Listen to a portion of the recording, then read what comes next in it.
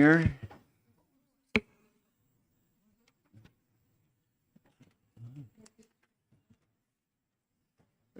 Okay.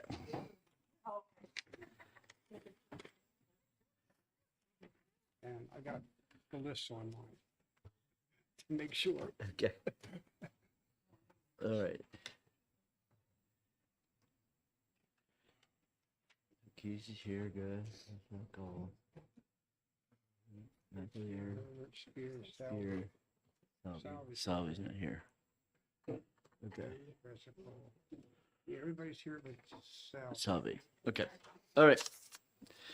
All right. We'll start out with 167 PFAS on wax. Who wants to make the ought to pass motion? Yep.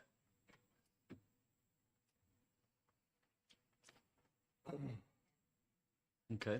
Representative Walsh, second by Representative Spear, moves ought to pass on 167. Would you like to speak to your motion? This is the PFAS wax, which they've already banned it already. And, you know, the ski.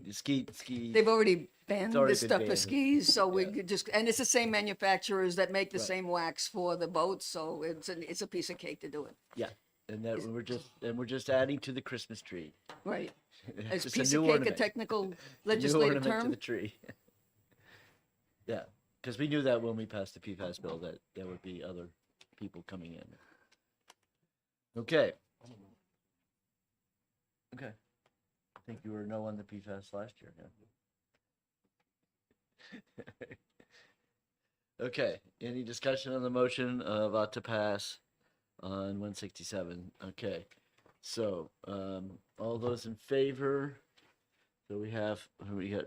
Yeah, there's We the got- list, you know All that. right. Okay. Pressa, Cole, Patusek, Hunt, Ammon, McAleer, Herbert, Spear, and Salvi. So all those in favor, raise their hand. 1, 2, 3, 4. Are you on this one? Oh, it's submitted for, This is oh, no. I all guess right. not. 5, 6, and those opposed. 1.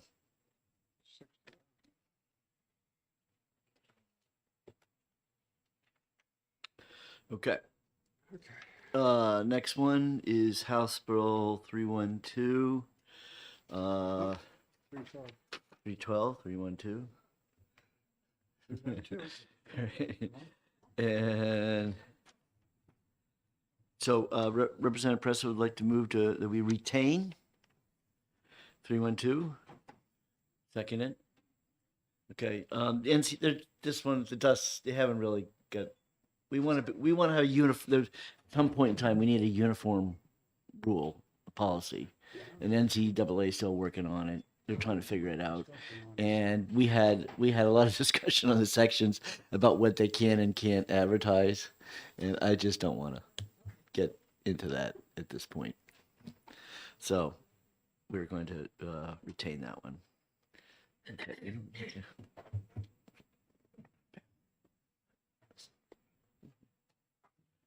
Who was seconded? Was that Spear? We Uh, don't need one. no, we did. Well, yeah, Cole retained. I just had my pen here. What did I do with it? Hey, you lost again? There it is. Ooh, I saw it. Okay. All right. All right. So. Okay. Any discussion on the motion retaining? Seeing none. All those in favor, raise your hand. Okay. 1, 2, 3, 4, 5, 6, 7, 8. No, who's not? Herb. Who's not on this one? 6, 7, 8, 9. Who's not on here? They just rose their hand. Okay. Is that 8 really? Yeah, 80. Right, 1, 2, 3, 4, 5, 7, 8. Okay, all right, 8-0. Yep. Sorry, what was it? 8 to nothing.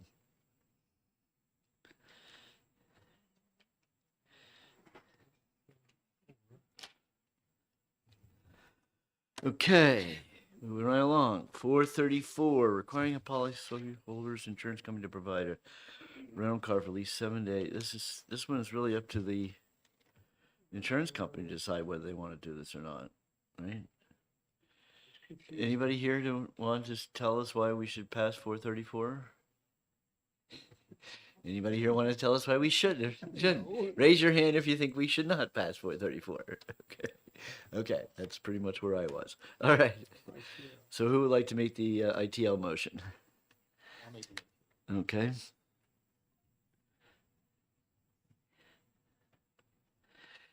Righty. And second by me. It's fine. Was it? Hunt. And do you want to speak to the motion, Nicole? Thank you, Mr. Chairman. Just like you said, I think it's up to the insurance companies. Okay. It could be addressed in admin rules too. I don't know. Right. Well, that So we don't need a bill to do right. that. No, we don't. They can take it up in rules. That's true. Okay. Next is 454. Yeah, we didn't. Oh, we didn't have a vote. Okay, all those in favor of ITL, please raise your hand. 8-0. 8-0. Okay, ethanol. I move to retain. Second by Representative Cole. Yeah. So much like even I didn't get into the college students, but this, and we'll have another one coming out.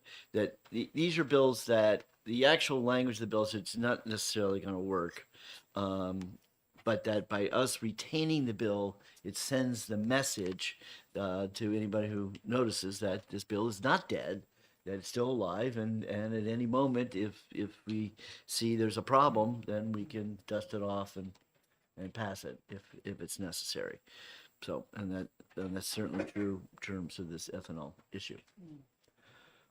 Okay, everybody comfortable with the retaining motion? All right, all those in favor of retaining, raise your hand. 1, 2, 3, 4, 5, 6, 7, 8. Okay, Right along. right along. And this was Hunt? Yeah. Anybody else? Cole, seconded. Okay, biodegradable, H556. Does anybody here want to speak for this bill? Where are all these sponsors? Okay, he sent me a letter. That's right. He sent me an email and was hoping, he said, it's really perfectly, really like common sense and all that. But there's no, how do we enforce it? That's the thing. I spoke to him about it, and we couldn't figure out how. He said, well, the assumption is somebody from one of the industry standards would pick up on it and vote for it. Right. And I don't think that's the way you write a bill.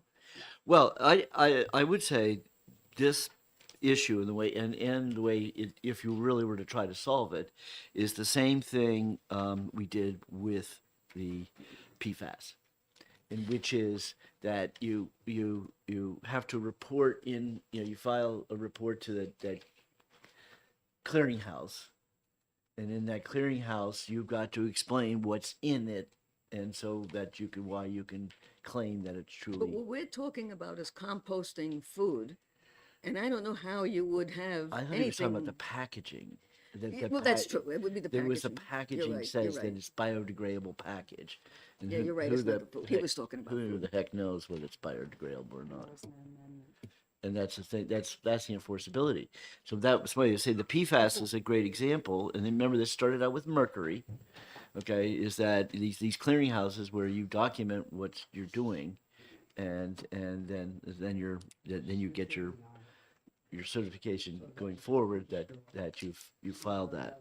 So obviously, the issue of packaging, biodegradable packaging, is not as important as PFAS or mercury. Mr. Chair, Yes. my question is in regards to this particular area. Is there a national No.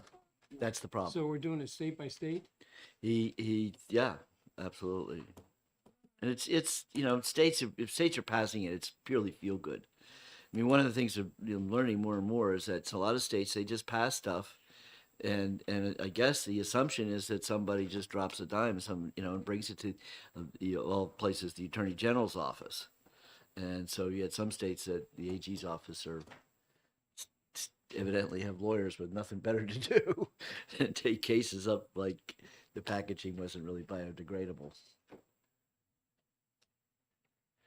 We don't have that resource here in the state of New Hampshire. Well, no, that's my point. Yeah. I would think it'd be a federal matter. Yeah, it should be. He also references. I mean, right now the only people it's the FDA. Looks at what's inside the package, but I don't believe they have any regulations on outside of the package. Does anybody know?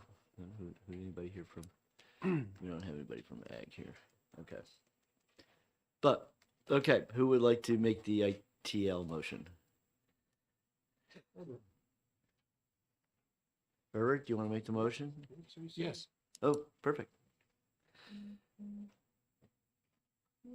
Herbert. Second by Petrusek. Yes.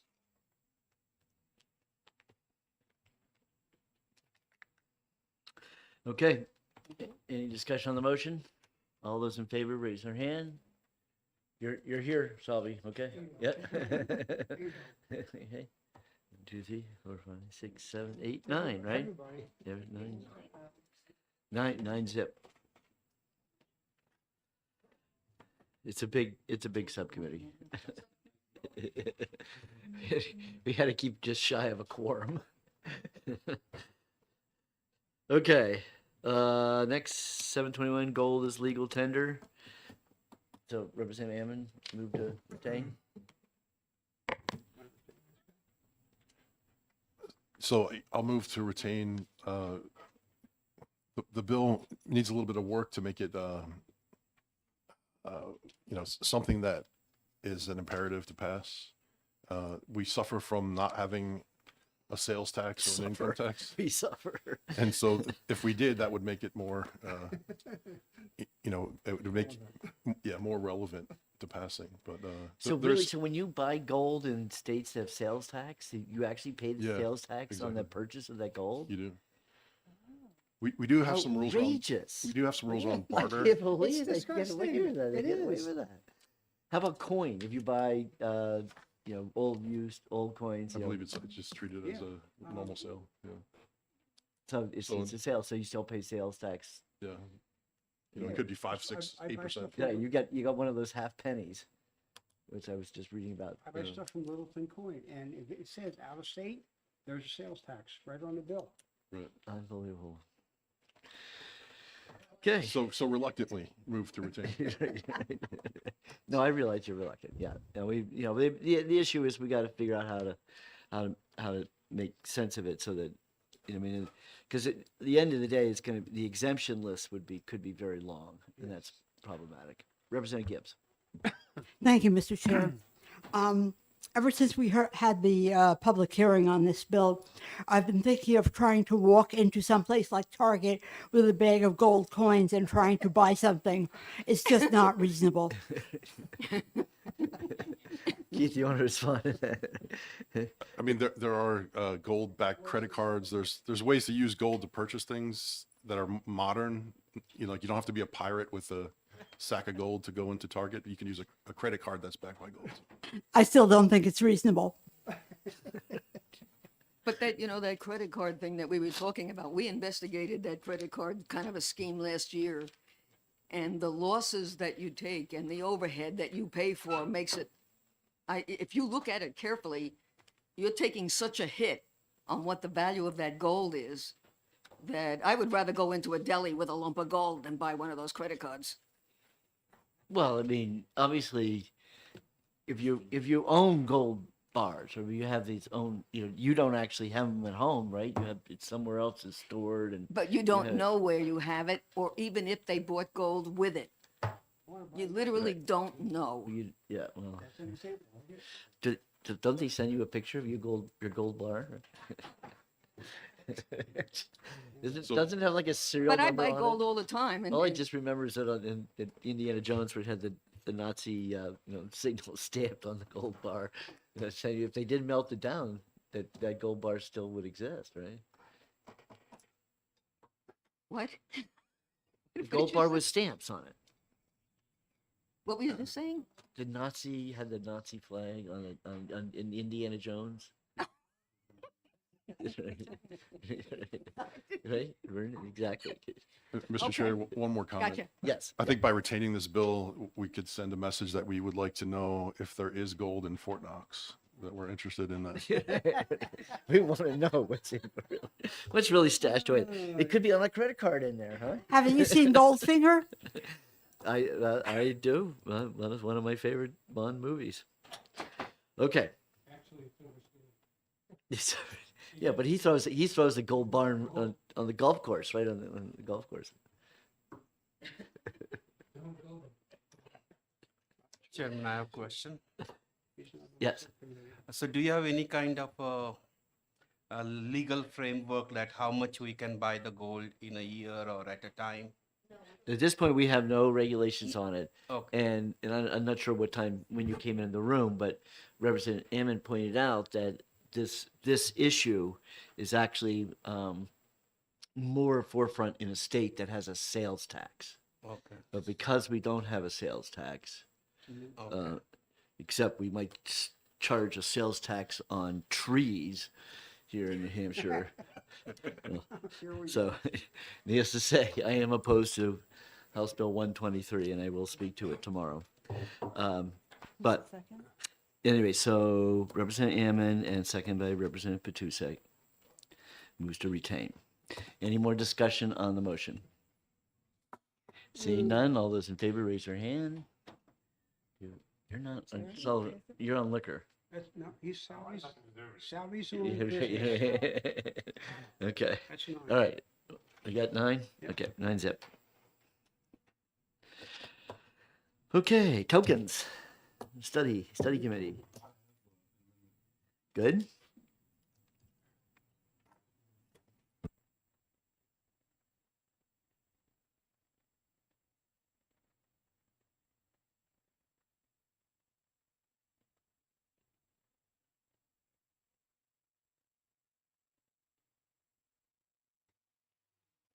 Here's my placeholder.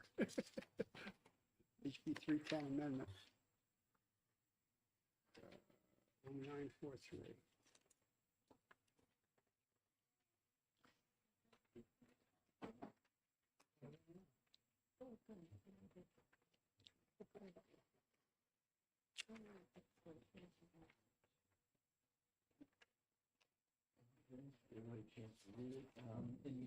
If there's extras, I'm sure there might be people here, anybody here interested in this? Guess not. All right. Keith, why don't you walk us through it? Yeah, so it's replaces the entire bill. So I'll just go over the differences.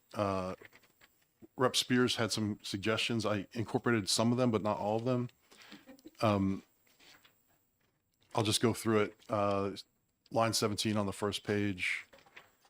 So the recommendations that the commission would make, I added legal, regulatory, so letter B there, legal, regulatory, financial, and technological considerations for state level regulatory framework.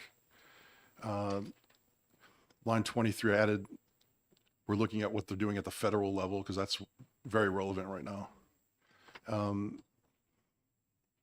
We also added in blockchain-based trust, so exploring this idea of creating a blockchain-based trust. That came out of 302. We decided to punt it, put it in the study commission.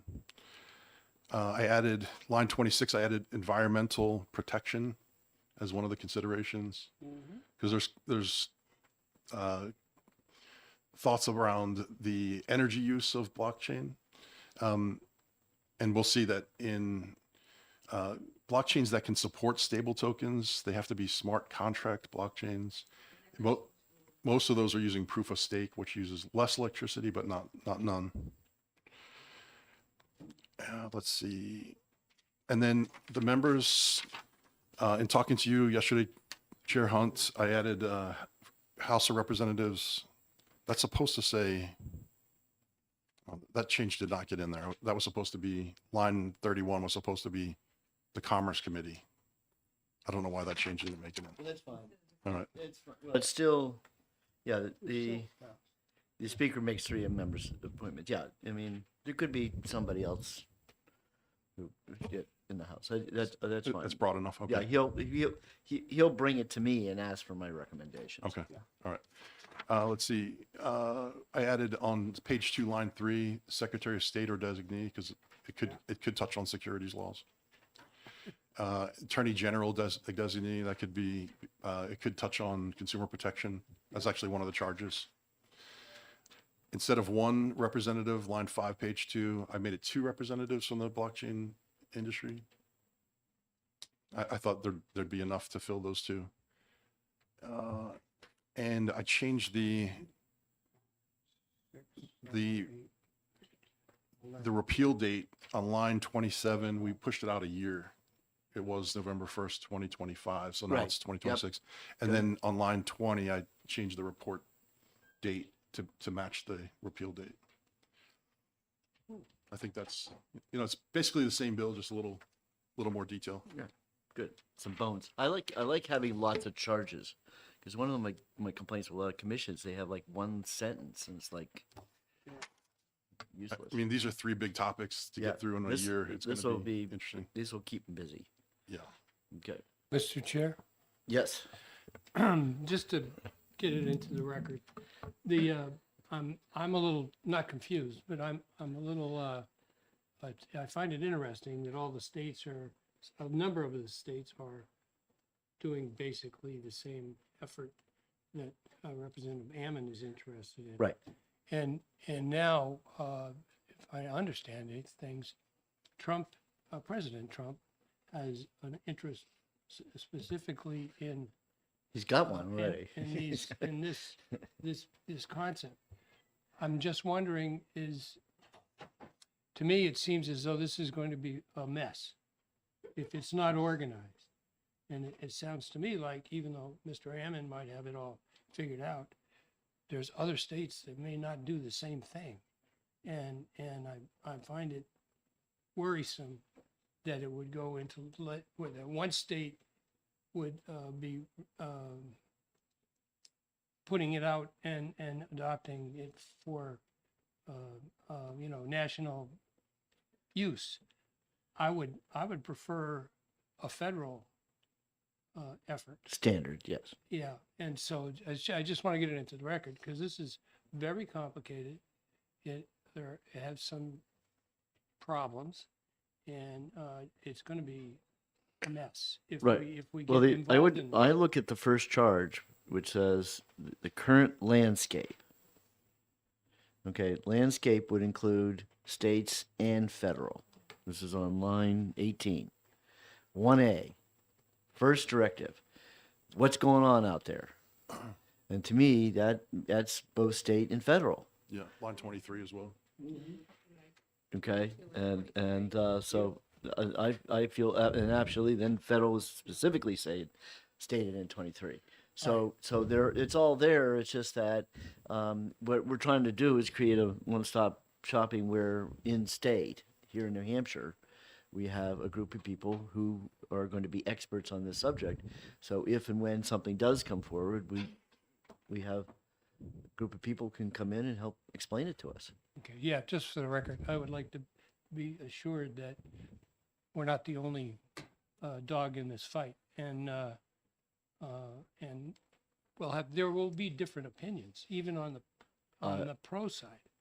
I mean, I'm sure. totally con on this. I'm sure that and that's one of the reasons why you create a committee like this, is so they can thrash that out. And Just for the record, okay. there is pending federal legislation that may get passed while this commission is Right. meeting. Right. And then the question will be, what room do the states have to innovate? Yeah, where are we after that? Right, Right. yeah. What and how much are they taking on versus how much they're delegating could be delegating to the states anyways. Absolutely. And taking into consideration that, you know, a way New Hampshire runs as well, it's like the fact that we don't have a sales tax might have an impact. So, okay, is the question clear?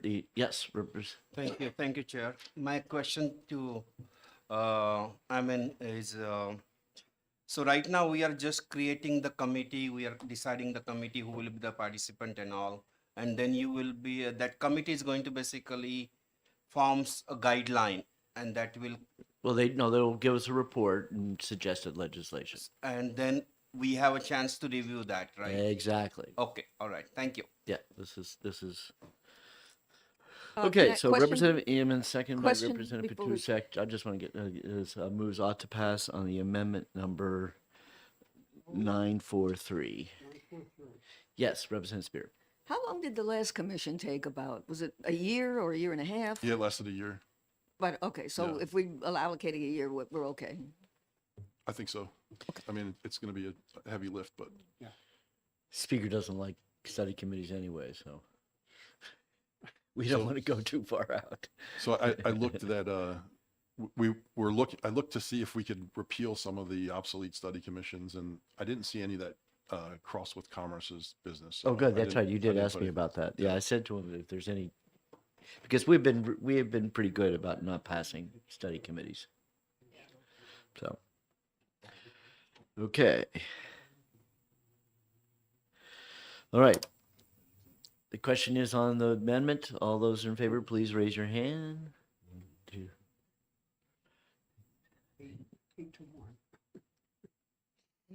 Yeah, and all those opposed, 8-1. I don't like this configuration. I like the old committee when I can see, I can see, yeah, I can see everybody better. This is, all right. Okay, so now the motion is ought to pass as amended. All those in favor say aye. Aye. All those opposed? 8-1.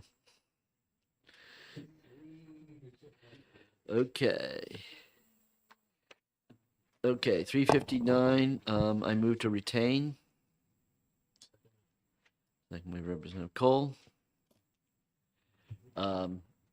Again, we just want to say that we are aware that there's potential problems going on out there. We're sensitive to it, and we want everyone to know that if something really did come up that was clearly needs to be addressed, then we do have a vehicle to address it with. But otherwise we're just retaining it to send a message that we know this is a problem, but at this point, we don't have the exact language of how we want to zero in on the problem. Yes. One of the Representative Spear. problems that we had is when this bill came up, is that just about every organization that's out there, banking, everybody, Yeah. were against it. And so Is even that a if, problem or is that expected? but, so if in fact we were to drag it out, you know, because something happened in the future, couldn't be that same bill because there was so many organizations against it. I would say if there were to address it, we would want to narrow it to what the problem we Right. got. Okay, because it was very wide was ranging. everything. It was a wide sweep of everything. So we want to be, if we're going to solve a problem, we want to know exactly which problem we're solving, and that we're going to pass something that's enforceable to address the So we problem. would be prepared to modify the devil out of it. if we had to. Absolutely, it will be put on a huge diet. I would prefer to ITL this. Just get rid of it.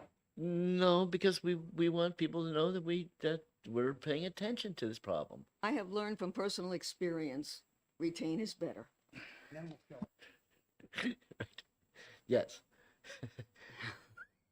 I'm still paying for There's the one one I bill. didn't There's retain. one bill that you wouldn't listen to me when I said let's retain it, and you guys, But if you had said something, I did. I told you your Democrats would be all over you like a wet rag. no, you said that later.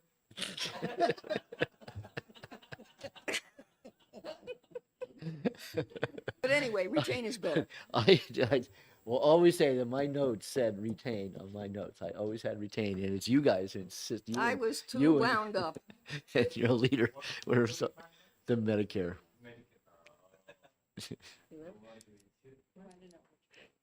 Yeah, Representative Hammond. Thank you. I just wanted to say the sponsors of this bill are not imagining a problem that doesn't exist. This is actually a problem. I don't know if the state level is the appropriate level of government to deal with it, but it's being handled at the federal level. There's pressure being put on banks. And I have in front of me, this is a headline from 2 days ago, Fox Business. JP Morgan Chase makes moves to prevent religious political debanking. So Right. the banks, even the big banks, are getting pressure to address this issue where, I mean, even the president's wife, Melania Trump, was debanked. Well, that's just one example. It's just one, I mean, it's a fact. You don't have to react emotionally to it, you know? Yes. But anyway, so I think retain is a good way to approach this because he keeps the conversation going and our state is looking at the issue. I mean, you know where I stand on this. I had a version of it last year, but I do think I'm still confused why the government needs to. I'm not saying, hey, I'm not going to fight it like the last one, but when we say that there's a problem, it feels like somebody didn't get something they wanted versus some objective flaw in the system that needs to be fixed. And I don't think many of the people on this committee or the people in the audience were particularly convinced that there is a problem as much as they don't like outcomes and they want to ensure that those outcomes don't occur.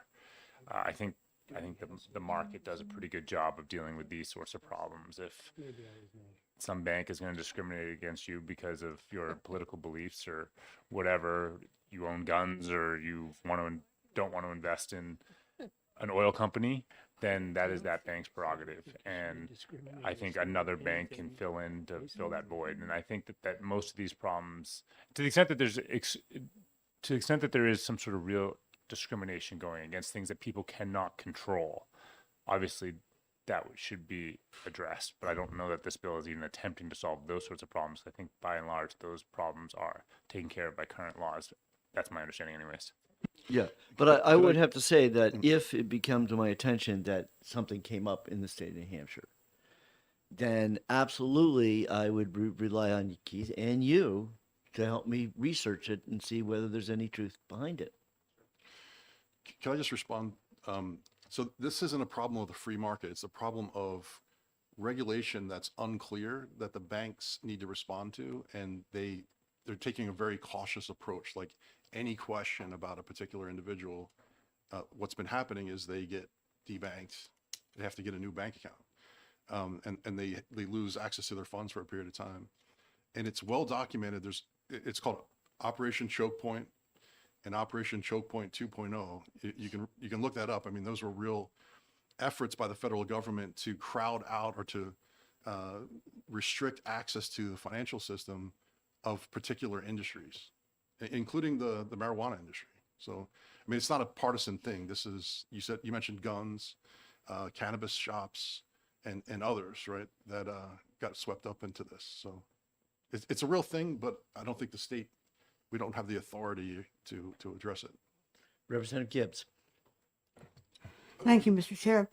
I would support what Representative Sullivan said. And also I should point out that discrimination based on factors that cannot be controlled are pretty well taken care of by the Federal Equal Credit Opportunity Act. So I don't think we have to be concerned about those. But this bill is a generalized attempt to prevent the banks from And Consider- insurance companies too. It has insurance in it also. It has insurance in it also. prevent banks and insurance companies from considering elements that are elements of the record of the applicant for a loan, for instance, that cannot be quantified, but are nevertheless relevant to the issue of whether a business is going to succeed or fail and is therefore likely qualified for a loan. So I think that is something that we can leave to the market. And as Representative Sullivan said, one bank might consider such a factor and reject an applicant because of that, but another bank might accept the applicant. I think that is something we could leave to the market, and I would prefer to see this voted ITL as well. Thank you.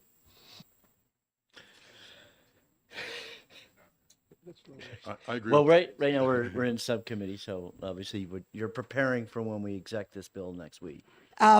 Yes, I'm just giving you my opinion. I'm not on the subcommittee, so it's not up to me. I know that. Okay.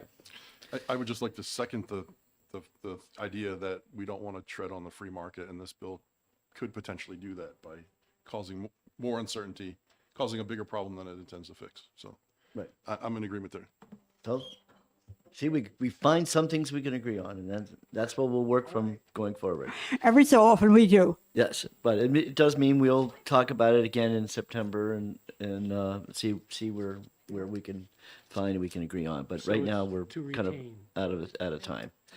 Okay, so I think I made the motion to retain, Are you gonna change it from Cole to you? and Cole was my second, or did Cole didn't make? Oh yeah, that's right. Yeah, that's correct. Okay. Any more discussion on retaining 359? Seeing none, all those subcommittee agree. 1, 2, 3, 4, 5, 6, 7, 8, 9, 9 zip. Perfect. Okay, 9 zip. All right, next up is 406. And how's the amendment look?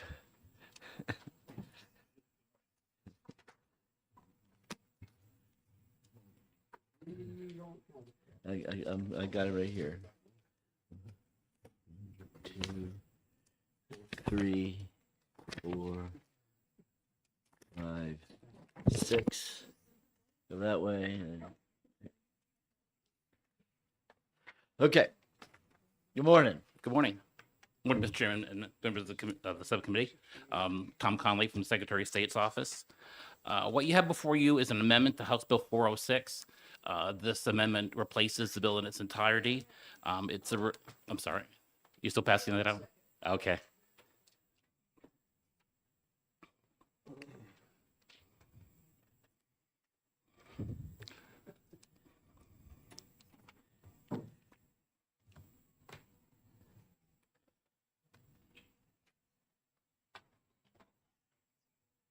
Okay. Now, what you all have before you is an amendment to House Bill 406. The amendment replaces the bill in its entirety. The amendment was drafted with the consultation of the Business and Industry Association to address concerns that they had with the initial bill. The amendment narrows the scope of the bill, and I'll just give you a quick summary of what it now includes.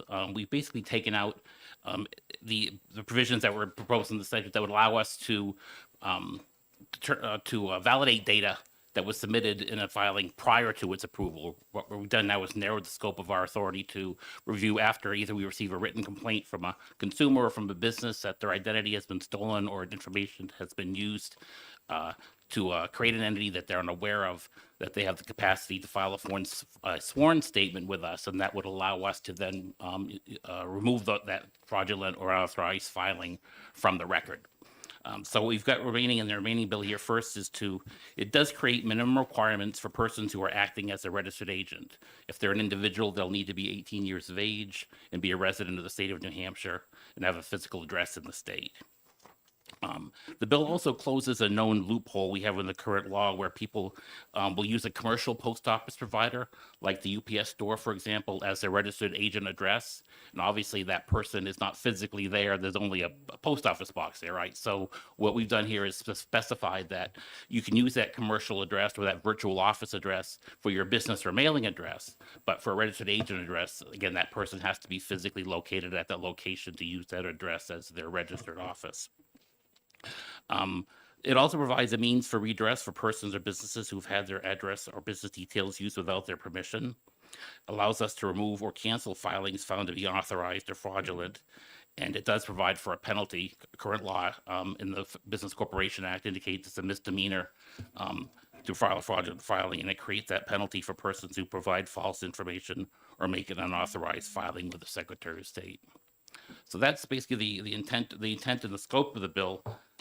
As I said, the amendment narrows what we originally were proposing, and we believe some of the concerns we discussed in our previous at the hearing about providing security for folks who are filing and creating businesses online, that we're continuing to do that utilizing technology. And we're, as I mentioned, we're preparing to issue an RFP to replace the current quick start filing system. And some of those are enhancements we anticipate will be part of that.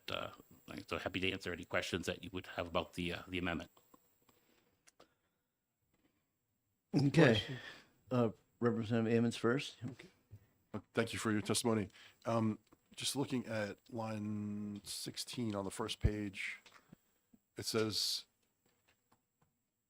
no business entity required to maintain a registered office in the state shall designate the address of a commercial post office. So which businesses are required to maintain a registered office?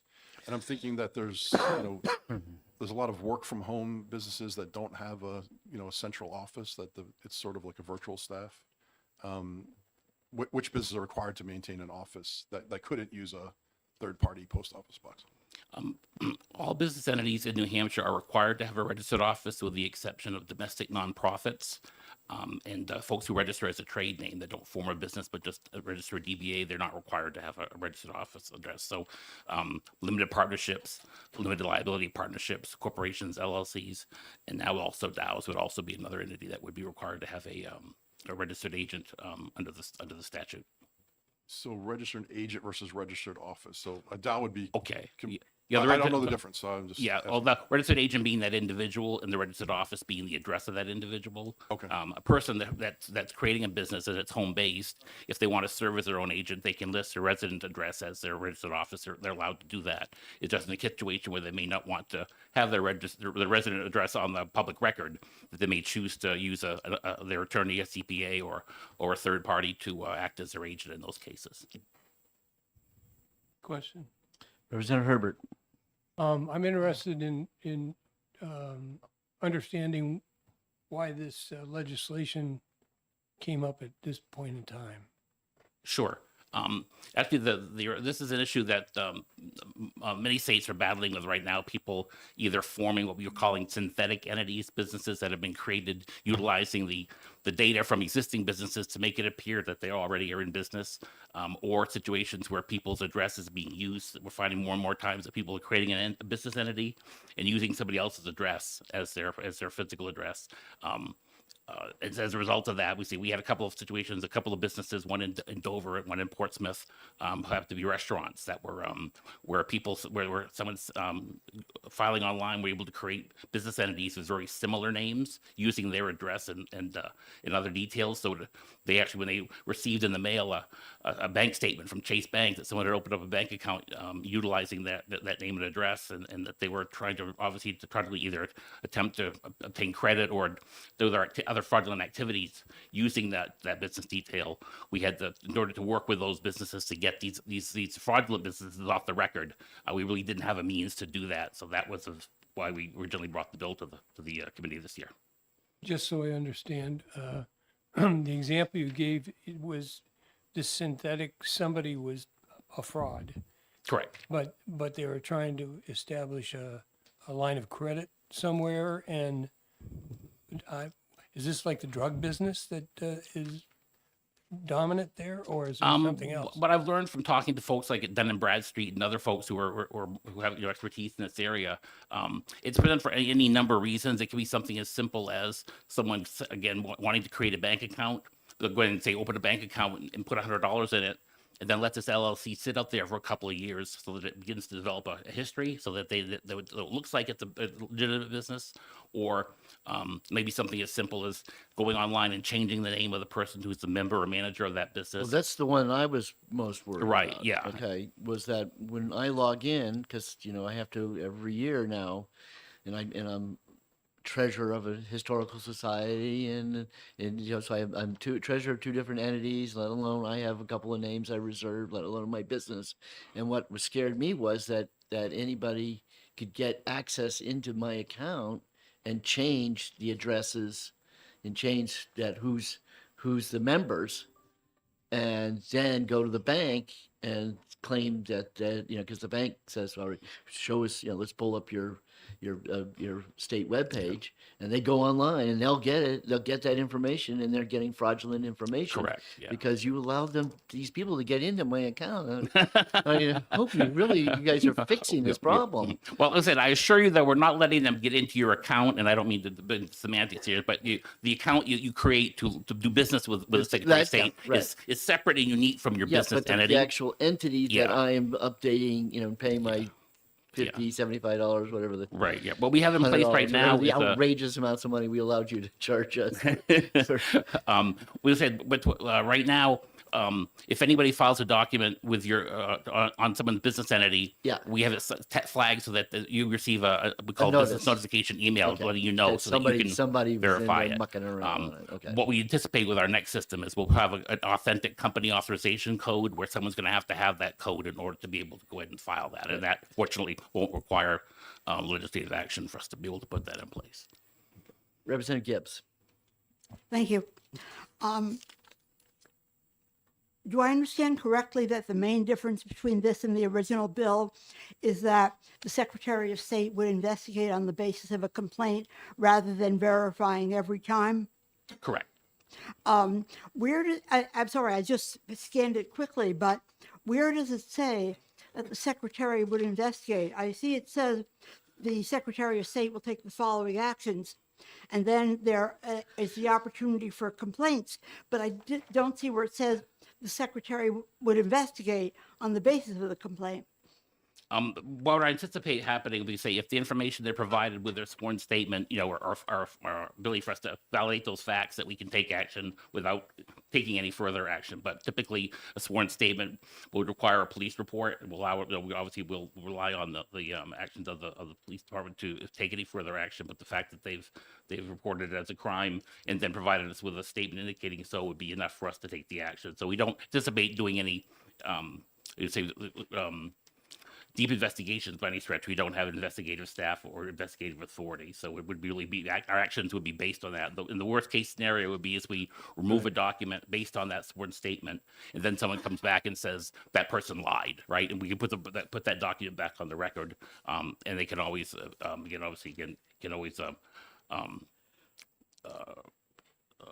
petition to have us review any rejection of a document that we already have on file. There's a provision and already in the law to do that. Right. Well, this is A130 powers, and then the next thing was A139. So there's 30. I'm sure 31 or 32 talks about how you begin a. Yes, that's in the existing. So that's already in the corporation law. Yeah. existing law. Yes, sir. You follow that? Okay. Yes, Representative Salvi. Thank you, Chair, for taking my question. Right now, what I understood is if we need to have a registered agent physically in the state, and the office can be a PO box. Is that correct? No, if they are currently now is that there has to be a physical street address, but what folks are doing is they're providing the street address of that local business that provides the PO boxes. So they're for example, if they're using Staples as their virtual office, they're providing 76 Fort Eddy Plaza as the street address for the registered office, and we're indicating that if we know that they're not physically there, they don't go to that office on a regular basis, they're not physically there, that address would not be used to be the registered office. So my follow-up question is how we are going to do the compliance on this? Do you have any kind of edits in the system, or you're going to do it manually that somebody's not following this guideline? We do know who the known commercial box office providers are in the state already. I mean, as far as where the local UPS stores or the ballot office. So we have that information, and we can put that into our system so that if those addresses come up, that we'll flag them for us for review. Okay, thank you. I have a Yes, follow-on. Representative Herbert. Thank you. Just so I get it, what division, what department are you in? The corporation division of the Secretary of State. Secretary of State. Yeah. Now, and the Attorney General's office is separate from your business or your authority. Yes, sir, Representative. Authority. Yeah. So my question is, at what point does it become a legal matter that I think like the Attorney General would be interested in prosecuting? I mean, is it your responsibility to prosecute these things? It's not currently. So we can make referrals either to the county attorney or to the attorney general if with the violation of the statute. But it's up to them. Then I'll determine whether it's something they want to further investigate or pursue. But you would make a recommendation. Yes, sir.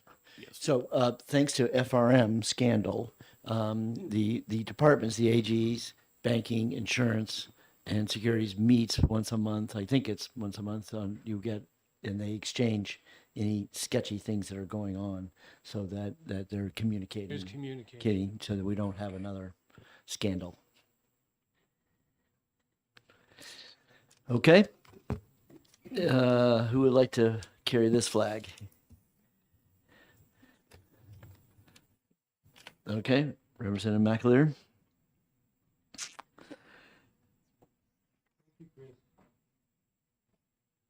Okay, second by Representative Hunt. Okay. Any discussion on the motion of passing amendment number 960?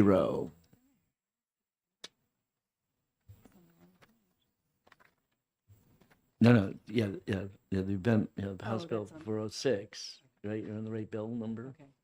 I'm on 437. We're moving at the speed of light here.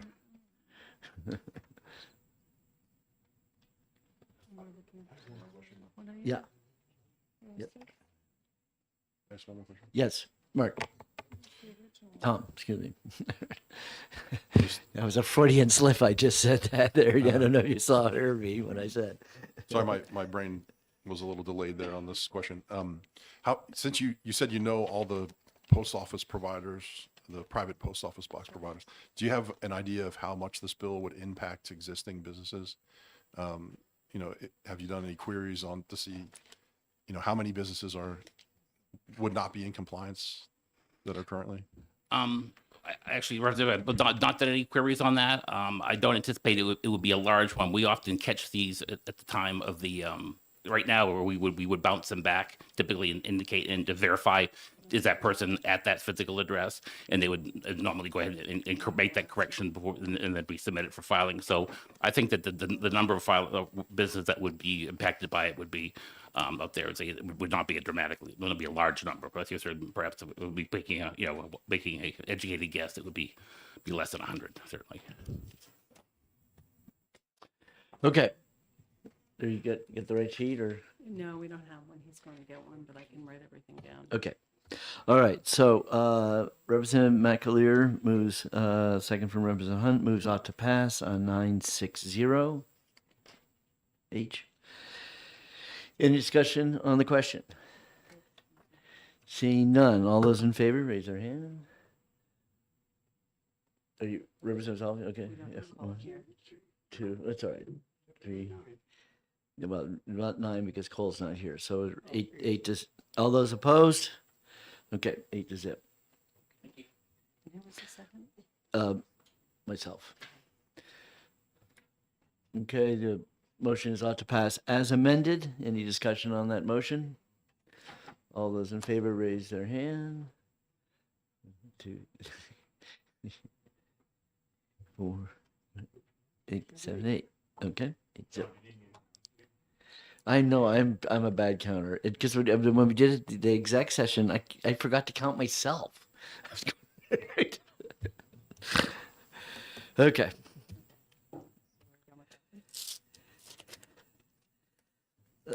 Yeah. Okay. All right. Next up, 427, amending the UCC. Is that you, JD? Is that your bill back there? Come on up. I was just having a conversation with another chairman, and I said, when you're executing a bill or you're doing a bill, you actually want to know everybody in the audience and know why they're there, because it might give you a hint on who really cares about that bill. And I see you hovering back there, so I know this must be yours. So my memory was this was you were amending the UCC over this theory about soundness of money, or and our UCC guy is telling us that this is not something that's coming from Chicago. And we normally, when it comes to the RSAs and what's over there, everything is comes from Chicago because the whole point of the UCC is to be uniform. So we sort of have a problem with your bill because we haven't got the Chicago blessing on it, and let alone that we did have a lot of give and take there to try to understand what you were trying to do. So what should we do with this bill? We can't really pass it. We can retain it, if you want to keep this conversation going. Is there any hope that Chicago is ever going to buy into what you're working on in terms of this bill? Well, I don't know whether Chicago is going to take this up unless the states say that it needs to be taken up. I mean, essentially, just for the committee, what happened starting in the 90s and as the UCC was amended, sections 8 and sections 9, and our representative, Mr. Mooney, was the godfather of this entire operation here, change of the law, basically taking ownership, physical ownership of your property and turning it into a security entitlement, which effectively had all the same indicia of ownership, except if the intermediaries, one of the intermediaries in the process goes insolvent. If they go insolvent, then all of a sudden you do not have ownership anymore. Your security is in a giant pile of securities held by the various intermediaries, and the top of the chain, the banks, take that asset. You can look at the Lehman Brothers case that happened, and you have members that had assets there. They're still fighting to get them back, and that's the problem. This is not a problem until you have an insolvency. When you do, you are out your property. That is fundamentally wrong. That's a fraud on New Hampshire owners of stocks and bonds. It's a fraud on New Hampshire pensioners who rely on pension systems. It would be a fraud on the New Hampshire Treasury, in my opinion. And so this issue has been recognized by people in the states. It went under the radar for years and years and years. It's now been recognized, and multiple states have taken up the issue of this needs to get fixed. And the way to fix it is to repeal these sections. That may will force the ULC to take the issue up and fix it. But this issue needs to be fixed. What states have passed this? There's no states that have passed it yet. It's in progress in several states. Okay, so retaining it would be okay. 'cause Retaining it would be we'll wait to find out some other states would doing keep it. it alive. Yes, but I would commend New Hampshire to be first in the nation to take care of its citizens.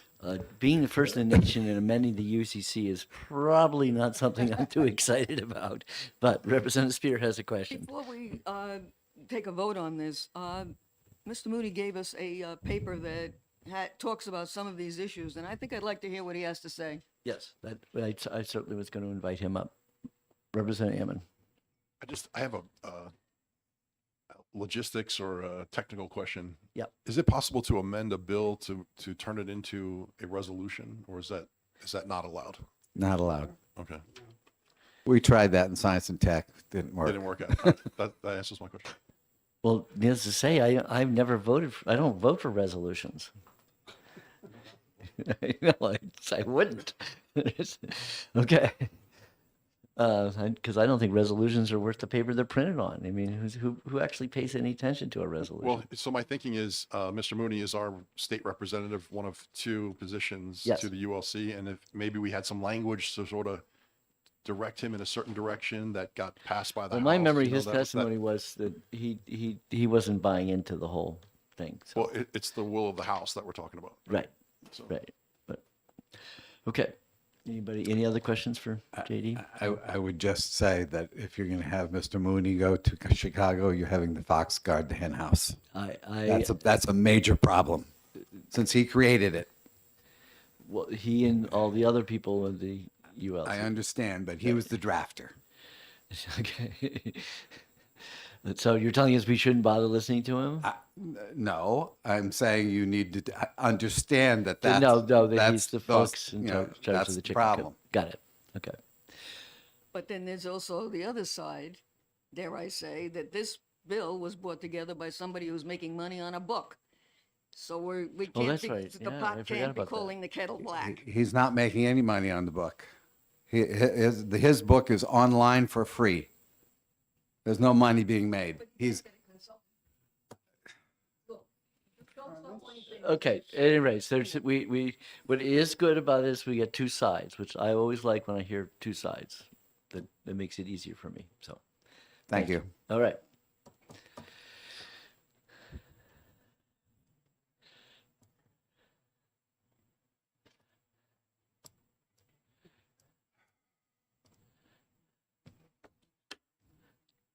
Chairman, Vice Chairman, members of the committee. I guess I have something to agree with the previous speaker. There indeed is an ongoing fraud on New Hampshire, and you just heard it. I don't say that lightly, but let me just say this claim that the 1994 amendments to Article 8 created this problem is simply wrong. Every complaint that's made about those amendments existed before those amendments in spades. The idea of this security entitlement somehow watering down the rights that existed before those amendments is just wrong. The security entitlement represents the property right and all the rights that an investor would have against its intermediary, the broker or the bank or whoever, under the law or under the contract. It's the entire package. It was just a drafting mechanism. Those property rights are actually enhanced under that law, not diminished at all. The investor under that law has a right, if they act without knowledge of some adverse claim, to immunity from anybody suing them over their rights in the underlying securities that they get by virtue of the credit to their account. And, you know, I won't try to present all the evidence today because there's several points to make, but I think it would be a huge mistake to retain this bill. There's nothing. 4 states have considered it so far this year for a vote: North and South Dakota, Tennessee, and Wyoming. All of them voted down. The bill in Mississippi died without even a hearing, and we're told with some assurance that in Oklahoma it's not even going to get a hearing. In 4 other states, including New Hampshire, there has been no vote. So I would hope that New Hampshire would not be the first state that would buy into Mr. Webb's fantasy great takings conspiracy theory that really has no basis in fact. Turning to what we just heard, the idea that the person that has a securities account and gets a credit gives up his property is just not right. The only way that property would go away in an insolvency is if there's a default on a loan that the investor has taken out. Otherwise, it retains all of its claims to the extent investors have consented, as they do in any margin account. They agree that the intermediary can, for example, pledge their securities mean, can anybody believe when you consent to your securities being pledged that you're saying, oh, but of course, my rights are superior to the lender? Not likely. Inconceivable, in fact. Now, the lender to the intermediary, which is the priority here, can only obtain the value of the securities to secure the debt. And the debt of the intermediary cannot exceed all of the debts of its customers. So when you wash it out, all they can do is satisfy that debt. But the excess value over the securities pledged to secure that debt would, of course, come back. And the only way that could vanish is if both the intermediary is insolvent and the lender is insolvent, so the lender can't even give back the excess collateral cushion. And for this fantasy theory to take place, it would take hundreds or thousands of intermediaries to be insolvent and their lenders to be insolvent. It just can't happen. The arithmetic doesn't work. So this theory is not there. The idea that this was something that was created in 1994 is just absurd. Yes, my scholarship was responsible for the core of those changes, although there were a lot of changes made, of course, in the drafting committee. I was an American Bar Association advisor. But I had to fight a lot of the financial industry to come up with this idea, because when you have intermediated securities that are held in a bulk, normal property rules don't apply very well, the first in time, first in right. So we came up with a system where the rights of the investor are going to be greater protected with this protection from being sued. All they had to give up was the idea that somehow, if they somehow could trace their securities, which are settled in fungible bulks and netted out, which is very unlikely, that somehow if in the insolvency, the trustee didn't go after customer assets, which they virtually always would, that the customer would not be able to sue in most circumstances. But the point is, that just means the customer can't sue the customer of another firm. The customer only has rights against the firm that it selected, and nobody can take those assets away from it because it has immunity. Finally, this could have an adverse impact, in particular on intermediaries and their credit opportunities other than broker-dealers. For the broker-dealers, where most people have their securities accounts, secured creditors of the broker-dealers have had priority in liquidation and in insolvency for many years. It's been codified in the Bankruptcy Code and in the Securities Investor Protection Act beginning in 1938. There's no change here. This is a solution in search of a problem that just does not exist. And the idea that all of the organizations that represent consumers, that represent investors, that were involved in this process have been sitting there being unaware of this. They've got a video out that says somehow this was secret. There's nothing secret about it.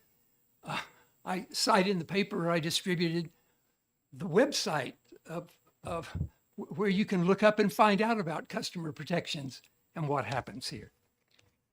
So I would just, I'm sorry to have to be so emphatic, but I've never in any sort of forum had to confront a situation where people would just stand up and flat out say things that are inaccurate to try to persuade a legislative body. So happy to take any questions. Welcome to the legislative process. Well, I've been around it a little bit. Representative Hammond. Thank you, Mr. Moody, for your testimony. During the public hearing, I heard both sides, and that's what we do here. It's there's some debate that happens.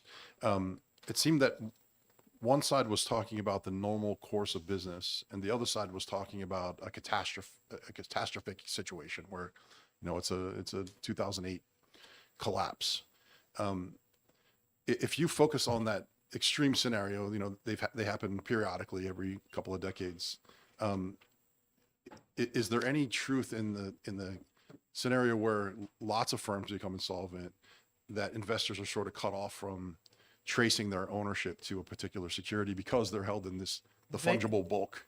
That's just my question. Sure. I don't think there is any truth in it. We've had those catastrophes in the past, and the system has worked very well. It certainly worked very well in 2008. If you just do the arithmetic on the securities that are pledged, you don't lose ownership of something. I mean, it only secures a debt. The property transferred is to the extent of the value of the borrowings. So that's all that would be at risk. And of course, that would be offset. That's already been transferred. And broker dealers can only use that, of course, for customer purposes. So this would definitely be a problem. One of the main reasons that the 1994 amendments came about, triggered in first by some government securities dealers' failures. Those dealers were not regulated broker dealers. And then concern about crisis. The entire financial economy of this country depends on collateral. Virtually all of the investment markets, whether it's real estate finance, depends on collateral. And the problem was that due to some arguments made, there was concern with these unregulated intermediaries that the collateral wouldn't stand up. And that's what this was about. I didn't think the amendments we're talking about 8511 were necessary because things were working just fine. But some members of the drafting committee wanted to set a new rule that says customers come first. But of course, to pledge their securities, the customer has to consent. And then we had to offset that with the priority rule that would not be inconsistent with what we saw with the broker dealers, and which has always been the rule for secured credit in insolvency. So I don't think there is any basis for that when you work through the numbers. Okay. Roll set. Okay. Representative Spear? Lehman Brothers was brought up. Could you explain what went on there, or why that's being referred to? Well, since it had nothing to do with these priority rules, which weren't applied and which were not involved in the case that they keep raising, I can't explain it. That's why I've pointed out that it's false. I mean, I can't explain, and you know, I'm just an itinerant retired law professor. I can't explain why someone wants to make false claims, but you know, maybe I'm learning something about that too. But in that case, involves some safe harbor rules under the bankruptcy code, which protect transferees in certain securities transactions from having their transactions avoided in a bankruptcy. And that was involved in a Chapter 11 bankruptcy of the parent, not the broker dealer. So those rules didn't apply. I've written highly critically of those rules, that we need the safe harbor rules, but not as broad as they are. And I've criticized them for being as broad as they are, but that's beside the point. These priority rules weren't involved in that case. Okay. I have a question. Representative Herbert? This is super complicated. Yes. And I was a broker when two of the biggest crashes happened. I had nothing to do with it. But the fact of the matter is, Do you still have a people job? went bankrupt, the dealers. Lehman is the last example, I guess.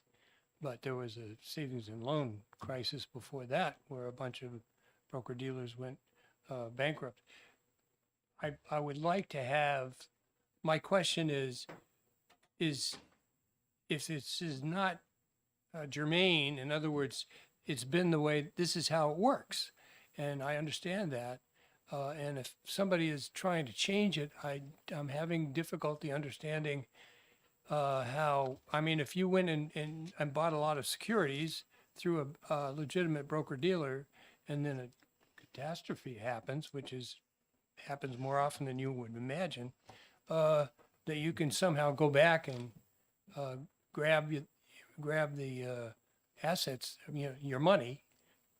You can't. I mean, it's gone. The collateral was levered to the point where they didn't have enough money to send the money back to the whoever had bought the securities. So I mean, I don't understand what we're trying to change here, because Okay, that's your question?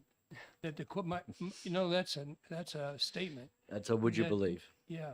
Okay. Well, it's Would you worked believe- very well that under the Securities Investor Protection Act, losses of customers over the covered amount have been, teeny, tiny.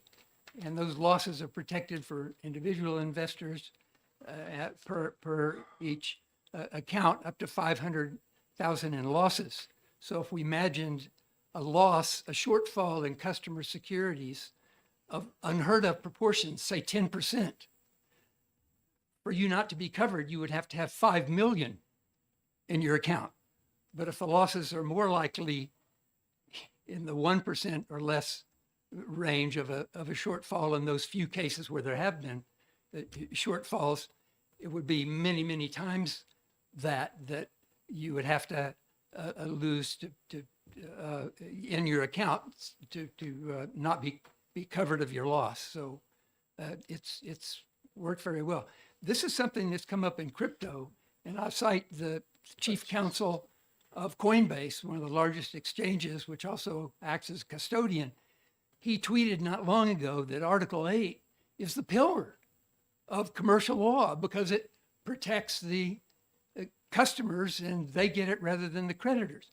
On the other hand, Coinbase does have for certain kinds of investors some margin arrangements, which would allow them to rehypothecate if they needed to fund the margin loans. Those that's not governed by SIPA, just like banks aren't governed by SIPA, and these amendments would affect that. The pending Genius Act in the Senate on stable coins provides in there that in a custody arrangement, the custodian can rehypothecate assets in order to have the flexibility to maintain the one-to-one dollar per unit ratio. So in the world of custodians that are not broker dealers, these amendments would definitely chill or eliminate a credit to the intermediary, because they would, the only time this matters is in insolvency. And if in insolvency you're not protected, then what do you have? What do you think, Keith? I mean, I like the idea of retaining the bill because, obviously other states are looking at this, but I don't see passing it at this point. So my motion would be to retain. Okay. Representative Hammond moves retain, second by Representative Hunt. Any discussion on the motion to retain?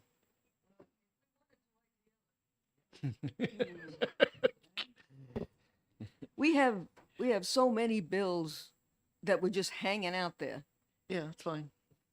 Yeah, I know the value of retaining though. I think we've kind of learned that lesson, that retaining is a Yeah, I better. have learned a lesson.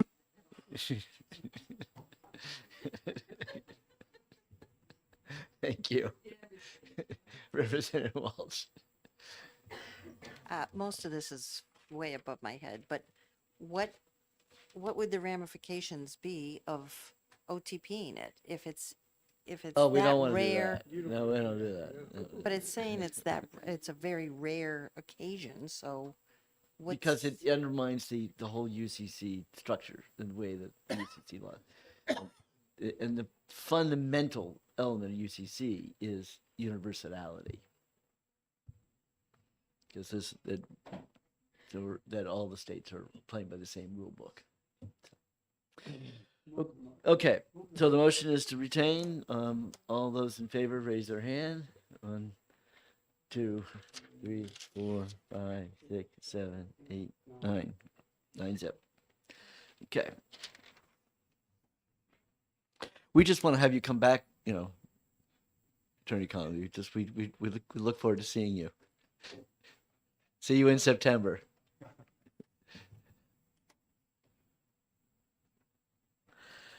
Okay. Getting near the end here. All right. 437 undischarged mortgages. We have an amendment, and I've been just told that the correction has been made in this amendment.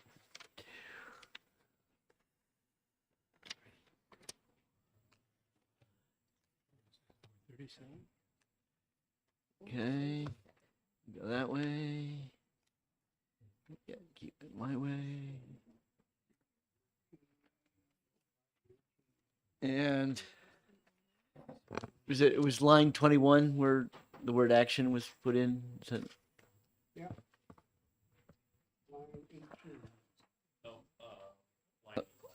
18. Okay.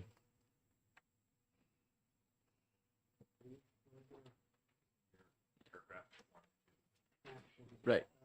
Okay. There was, yeah, it paired it, it's the same thing in pair 1 and 2, and it just, in this was an extension. Yeah. Okay. So this is pro expediting and having title searches done quickly and easier, and with less stress, and so this is a pro banking progress bill, I guess, what you can call it. So any discussion? So I move to pass on the amendment. Second by Representative Patusek. So we actually did have the amendment. Yeah. I did have it. That's what And yeah, you dated February 20th, so you can see how expeditious we were on that, taken care of. Okay, any discussion on the motion to pass on the amendment? All those in favor? Yes, I did. I moved it and you seconded it. Okay, all those in favor, raise your hand. 1, 2, 3, 4, 5, 6, 7, 8, 9. Zip. Okay, does anybody want to run with this bill? Do you want to be on the write a blurb, Representative President? Okay, Representative Presses, second by Representative Hunt, moves to pass on 437. And as amended by 0519. Any discussion on the motion about to pass as amended? See none. All those in favor, raise your hand. 1, 2, 3, 4, 6, 7, 8, 9. Okay. And last but not least, family leave. Now we have an amendment for it. Yes. Commerce doesn't just kill things. Family leave, yeah. We fix things. It's coming around. Well, obviously the sponsor was in favor of the bill. Okay, so in the public testimony, what we heard was unbelievable high dollar amounts being spent on the marketing of the plan. So, so I have a revised. I also have revised fiscal note here too. If anybody would like to see, I'll just pass it around because we've already killed the trees.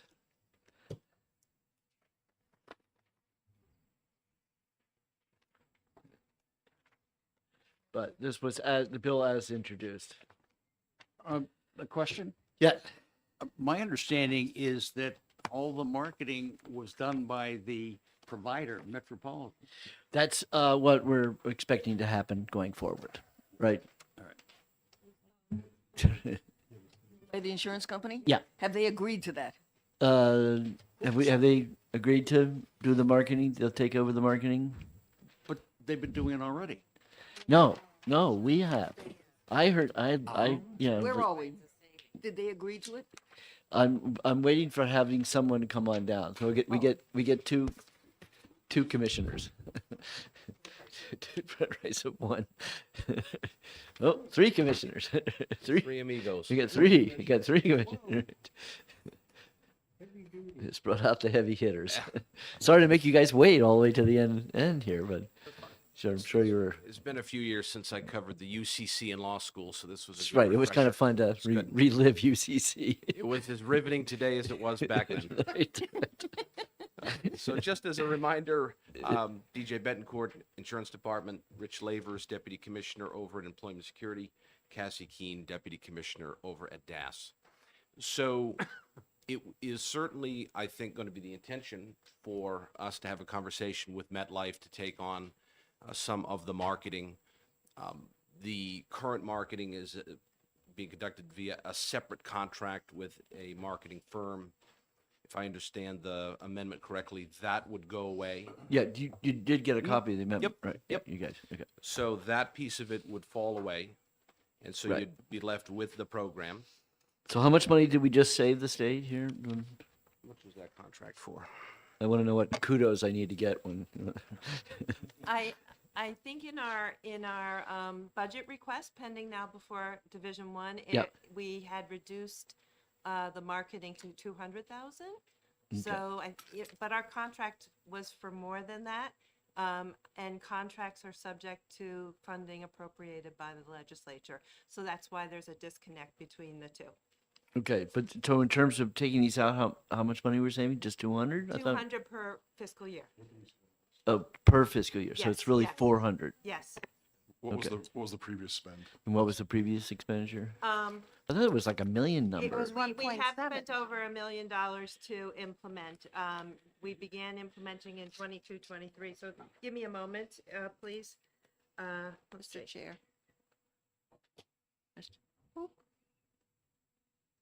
This is a Okay, combined. well, she's thinking I have a Her testimony, combined, 'cause I wrote it down, was 1.7. 1.7. I have a rolled up number. I'm sorry to say it includes a consultant, right? So in, let's see, 1.3. In 24, let's see, we've spent 1.3 in fiscal year 23, combined between the marketing and the consultant. And I mentioned to you before that we have a tiny contract with a company to provide the website that we have. Okay. So it's a rolled up number. I'm sorry. This is why I'm not on finance, because numbers are very fungible. I can help explain. Fungible. I can help They're explain. fungible. No, but let me help explain. Well, because somehow in the hearing, we had 1.7. I think that's a 24 number. Okay. See, Well, that was what you were know what saying, I what was think- passed last year. okay, I'm That's sorry. So it was. It was What I correct. think sounds weird to you, to only 200, so two things are going on. We've already implemented, so we've stepped down our spending. Right. The other thing is that we're before Division One in a time of fiscal restraint, right? Correct. So we're cutting our budget in response to the governor's directions, and Yes. now we're working with Division One. So that Okay. helps explain the big drop off. Okay. Question. Keep going with it. Representative Burrows. Thanks for taking my question and recognizing that there's zero chance of the budget getting bigger in terms of the marketing. How is that going to impact the program? I mean, is that problematic or? Well, I think the thing about paid family medical leave is that getting the word out to people that the product exists is the most important thing, right? So that's what we focused our efforts on, is getting to large employers, getting to small employers, getting to individuals. So if marketing is repealed, and it's a responsibility today in the law for the Department of Administrative Services and Rich's Department Employment Security, we will no longer be doing marketing. Yeah. As Commissioner Bettencourt said, it's now MetLife's turn to pick up the ball. Sounds good. And the one good thing about this kind of a product is it's not like people come and go. Once you've bought into it, once you're starting to pay into it, you're not gonna back out. So we have that critical mass now, not only with the state employees, but with private companies. And so And Mr. Chairman, I might just add, I appreciate the fact that there's some anxiety around what impact removing the advertising might have to the program. I think two things. I think, as Cassie just mentioned, I think MetLife should take on some of those responsibilities. As someone who gets to see exactly how much these companies make every year, I can assure you they can afford it, can take it on. It's within their best interest, I think, to do so, to ensure that this program is successful. But I would also say that 3 years in now, we are starting, at least in the conversations that I'm having, I won't speak for Cassie or Rich, we are starting to see organic growth. We're starting to hear from people who enrolled because they know of a family member or a friend or another member of the community that they've had a conversation with that's had a good experience with this product. And so that's piqued their interest to pursue it for themselves or for their businesses. So will it have an impact? Sure. Now, again, does that mean we can't account for that? I think we can. And I think that some of it at this point has its own momentum in that organic growth is going to kick in and result in the program's growth over the next several years and beyond. Yes, Representative Hammond. Thank you. Just looking at the effective date, 60 days after passage, would it make sense to delay it to January 1st of next year? Is there any benefit? And second part of the question would be, let's say this passes tomorrow and there's contracts that still need to be paid. There's no interruption anticipated, correct? Cassie's got that one. So, I think it makes sense to, so what I'm thinking about is the budget process, right? Right. So when I'm gonna assume. Wouldn't they just normally flip this over to flip into the first and HB1 and HB2? Or when Well, I it's- think what they're gonna do in the accounting unit for paid family medical leave in the DAS budget is zero it out, okay? They're just going to zero it out. Right. Right. That's the operations expense. What I mean by that is, as I've talked to you folks, it's our consultant, it's Right. our marketing, it's the website, et cetera. It's not the state employee benefit expense. That's being debated, okay? Right. So once the contract's unfunded, I'm gonna notice our contractors that the contract has been unfunded, and there's a provision in all state contracts that say that they're dependent on funding. So, I think that, I would either leave the effective date the way it is, or upon passage is what I would recommend. And I would say, out of those list of things, the only thing that would give me any great concern, and again, I have a different perspective than Cassie because she's more intimately involved in these pieces, but losing the website, I think, would be a real challenge. I think it would be So, not great at all. Yeah. not ideal, far less than ideal. I'll put it to you that way. But if that was truly something that the various finance committees felt was appropriate, I think I'd probably get to work to see how we might be able to help with that. Okay. All right. So we'll just leave it like this then. Representative Gibbs. Thank you. And thank you for coming in to testify. So this amendment would repeal the future marketing. A lot of the marketing has already been done, and the benefit will remain intact. Correct. Thank you. Okay. Thank you, Mr. Chairman. Thank you. Oh, one more question. Representative Selving. Thank you, Chair. how much is the cost of the website? It shouldn't be that much, and we really need something to tell everybody. We cannot just call everybody and say that we have this plan, send the flyer. It's quite minimal. Again, it's again, you stand it up, right? It's, the work is done. Now we have to just refresh it from time to time. So it's like less than $100,000, our current contract amount. And when Commissioner Betancourt said he'd be happy to help, I'm thinking maybe he'd help, maybe Commissioner Goulet might help so that we could keep it standing. Do people sign up through the webpage? Yes, we have. So it's critical to keep it. I mean, obviously, It is. That's the portal. Representative Hunt, and you and I have had this conversation. We're in agreement that, one of the things that always gives us great anxiety when the topic comes up about whether or not we should move to some sort of a state-based exchange for the individual market is we've been in the federal exchange for so long now that the citizens of our state have gotten comfortable and used to and familiar with the current system. It would potentially be quite disruptive to move away from that. And so it's not, to your point, it's not just a website per se. It's also the conduit by which they go and get the coverage. And so that's why that particular piece is of such concern. And it was great because if there was a problem, it was theirs, not ours. That too. And there was a problem when they first started it. Most importantly, they have to pay for it. And well, but then that was the whole argument of the bill was to go, if we switch to a state, That's right. that we could potentially save $1 million or $2 million. But okay, having no more questions, so the motion. Who I guess who wants to take? Is anybody want to write the blurb, or otherwise I'll do it. Okay, so you want to do it, Hammond? Okay. We'll be doing this next Wednesday. But we want you to have it written ahead of time. Okay. All right, so Representative Hammond, seconded by Representative Patusek, moves the amendment number 649. Any discussion on the motion? Seeing none, all those in favor, raise their hand. 5, 6, 7, 8, 9. Okay. Representative Hammond, seconded by Representative Spear, moves to pass as amended. Any discussion on the motion? Seeing none, all those in favor, raise your hand. 1, 2, 3, 4, 5, 6, 7, 9.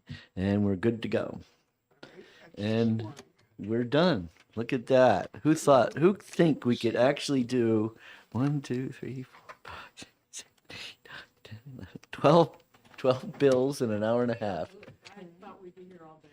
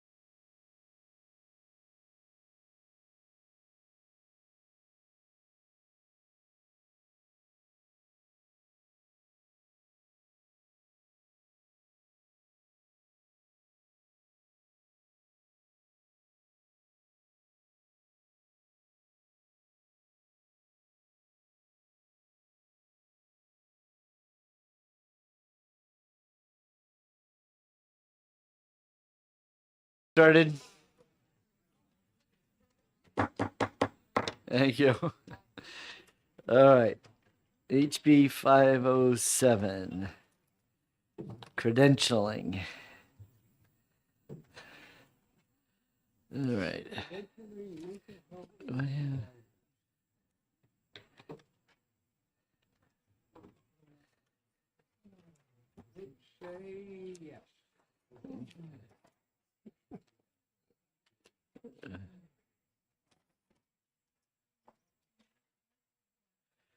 All right, so who is here in support of this bill?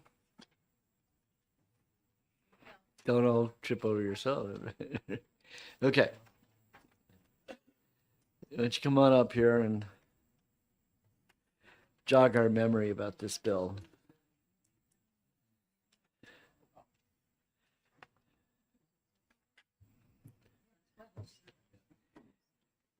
Good morning. Afternoon. Hello. How are you?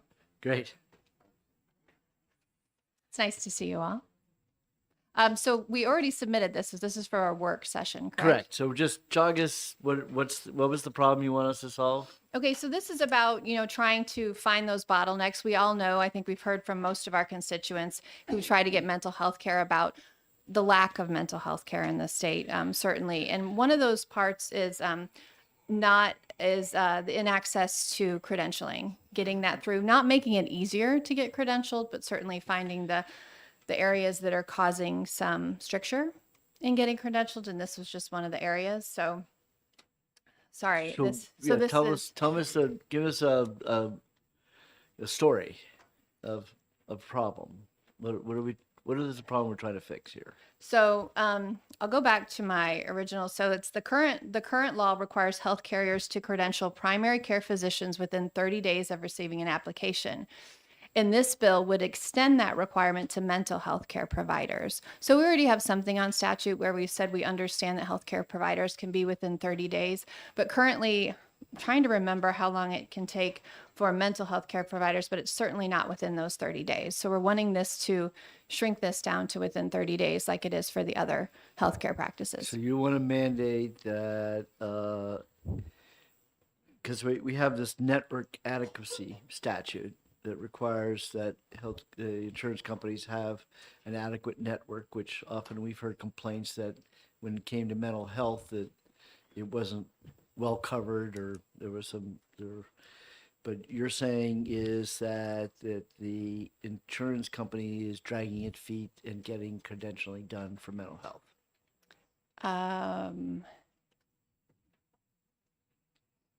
Sorry, I'm just reading to make sure. So yes, yes. Okay, So yes, great. Thank sorry. you very much. So we're all set. Perfect. Thanks. Don't go far. Stay right here in front. Don't go in the back of the room here. Stay close. All right. And if you really thanks. want to, you can pull up a seat and have a microphone. Yeah, because this is a work session. So I was now going to have the insurance department to tell us their interpretation of what this bill does. Okay. Thank you, Mr. Chairman, members of the committee. So depending on how efficient you want to be, I can speak to both 507 and 706. Let's just stick to one at a time. That's perfectly fine. So I had originally testified on House Bill 506, and my view was that Section 1 of that bill 507. I'm sorry? 507. So Okay. Section 1 of House Bill 507 Okay. is something that we support. I support it as commissioner. I think that is good to move forward. I think anything that we can do to ease the pipeline of mental health providers into the system is something worthwhile. We obviously have the demand and the need for it throughout the state. So if there's something that we can do to ease that process, that's something that we're in favor of. Going from 45 days, which is what mental health providers are currently operating under in terms of being credentialed once there's a clean and complete application, to 30, I don't think is terribly disruptive to the industry, and again, could potentially be very helpful to getting more practitioners out there being able to serve the public. The second half of the bill is something that we as a department want to continue to have a dialogue with the stakeholders on. Because what it seeks to do is to retroactively allow those individuals who are going through the credentialing process to be able to retroactively bill. That seems straightforward. The problem is that the way it practically works is that either credentialing happens first and then contracting to get in network, or the credentialing and the contracting processes take place simultaneously. So the issue that comes up is, all right, you're credentialed within the 30 days, you're good to go there, but you have not yet reached agreement or come to terms on what your in-network contracted rates are going to be. So what do you retroactively bill to? And that's where there's still a little bit more work that needs to be done. I'm not saying that there's not a good solution that could be brought to bear to deal with that issue. It's just an issue that I think needs a little bit more discussion, a little bit more attention, a little bit more thinking through all of that, which I'm committing to the committee and to the stakeholders that we will do over the course of the next year. And very potentially, very well likely, there may be supplemental legislation to come before you all next year once we've fully hashed that out. So those are my thoughts on House Bill 507. Okay, Representative Spear. This is not an early bill. This bill is due on March 20th. Correct. Is there time to do something before March 20th? Your rules are your rules. It's got an No. FN, so I don't know if it's an early bill or not. Not really. I mean, I've seen you do stuff overnight. Oh, geez. Okay. I'm staying out of this. Right. So here, yeah, to just sort of jog everybody's memory. So technically, this bill has to be out of committee next Thursday, a week from Thursday, right? Is that correct? My math is right about the 20th. Did it 12? So what that means is everything we do today, if we want to amend it, we have to figure out what the amendment's going to look like, and we will take it up on Tuesday next week. And then come Wednesday, we'll exec it. So any amendments we do, we want to make sure they're short and sweet and easy. And I'm missing my researcher at the moment. So, and I don't even have a copy. Well, I have a copy of the bill so I can see it. So The most important part of the bill is getting them credentialed in 30 days. So my feeling is an easy amendment would be to just take out section 2. there you go. Now, see, that's why we have you in a seat with a microphone. Are you okay with that? I think that would work. I would need to make sure, but I think that's definitely doable. Okay. All right, thank you. All right. Representative Burrows. Thanks. I just have a quick question. And I know we probably covered this. What's the definition of a clean application? So all of the information that the credentialing application calls for is fully completed. All of the sections have the supporting documentation needed. Everything is in its proper order. Okay, so that would include, let's say, and this happens, somebody has a criminal record. That would have been, Yeah. that's part of, you, That is absolutely one of the core pieces of it. okay, Yep. perfect, thanks.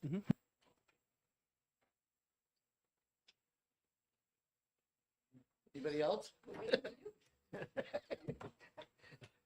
I was going to get him up. Okay, so the suggestion is that we just remove paragraph 2 and leave the effective date to take 60 days after passage. I assume would be fine.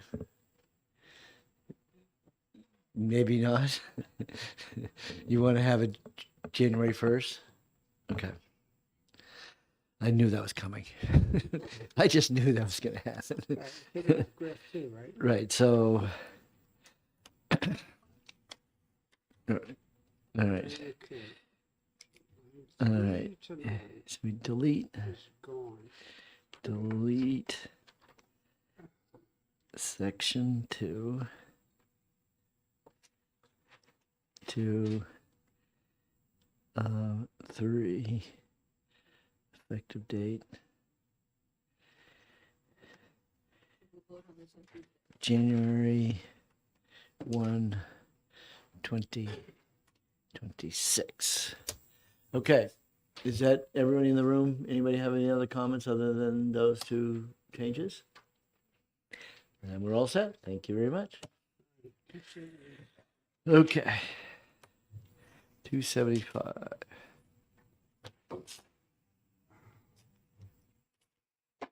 Thank you.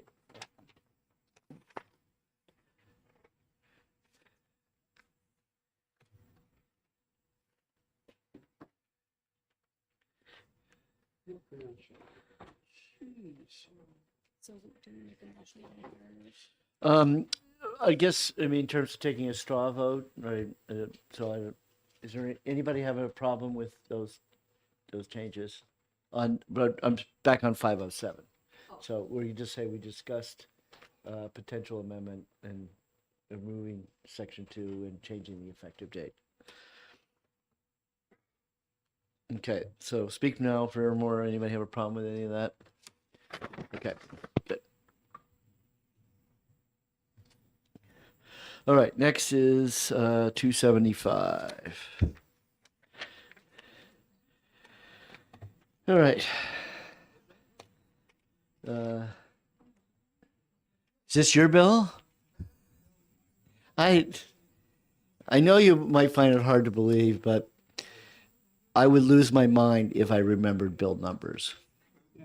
I mean, 7-Eleven. I can do 7-Eleven. I can sell all health insurance. Goes back to 7-Eleven. But after that, boy, if I start, I can't remember bill numbers. So my cheat sheet, just so you know, my little cheat sheet, I pull out every bill, 2 key or 3 key words. And that's how I run on it. So this one is health insurance credential requirements, which it just felt like I just did mental health credentialing. Well, I mean, and now we're doing another credentialing bill. So unlike mental health, I think if more mental health workers returned phone calls, we'd have less problems. But that's on a side note. We spoke about House Bill 275. I think it was last Thursday during or after chambers or on break. And I provided you with a letter from one doctor. I have 2 more coming. You had said, where are the doctors in this? And this one doctor, who happens to be a colonel in the New Hampshire National Guard, but also an active physician, gave a rather nice layout on the fact that he's got no time for this training that these insurance companies want him to do.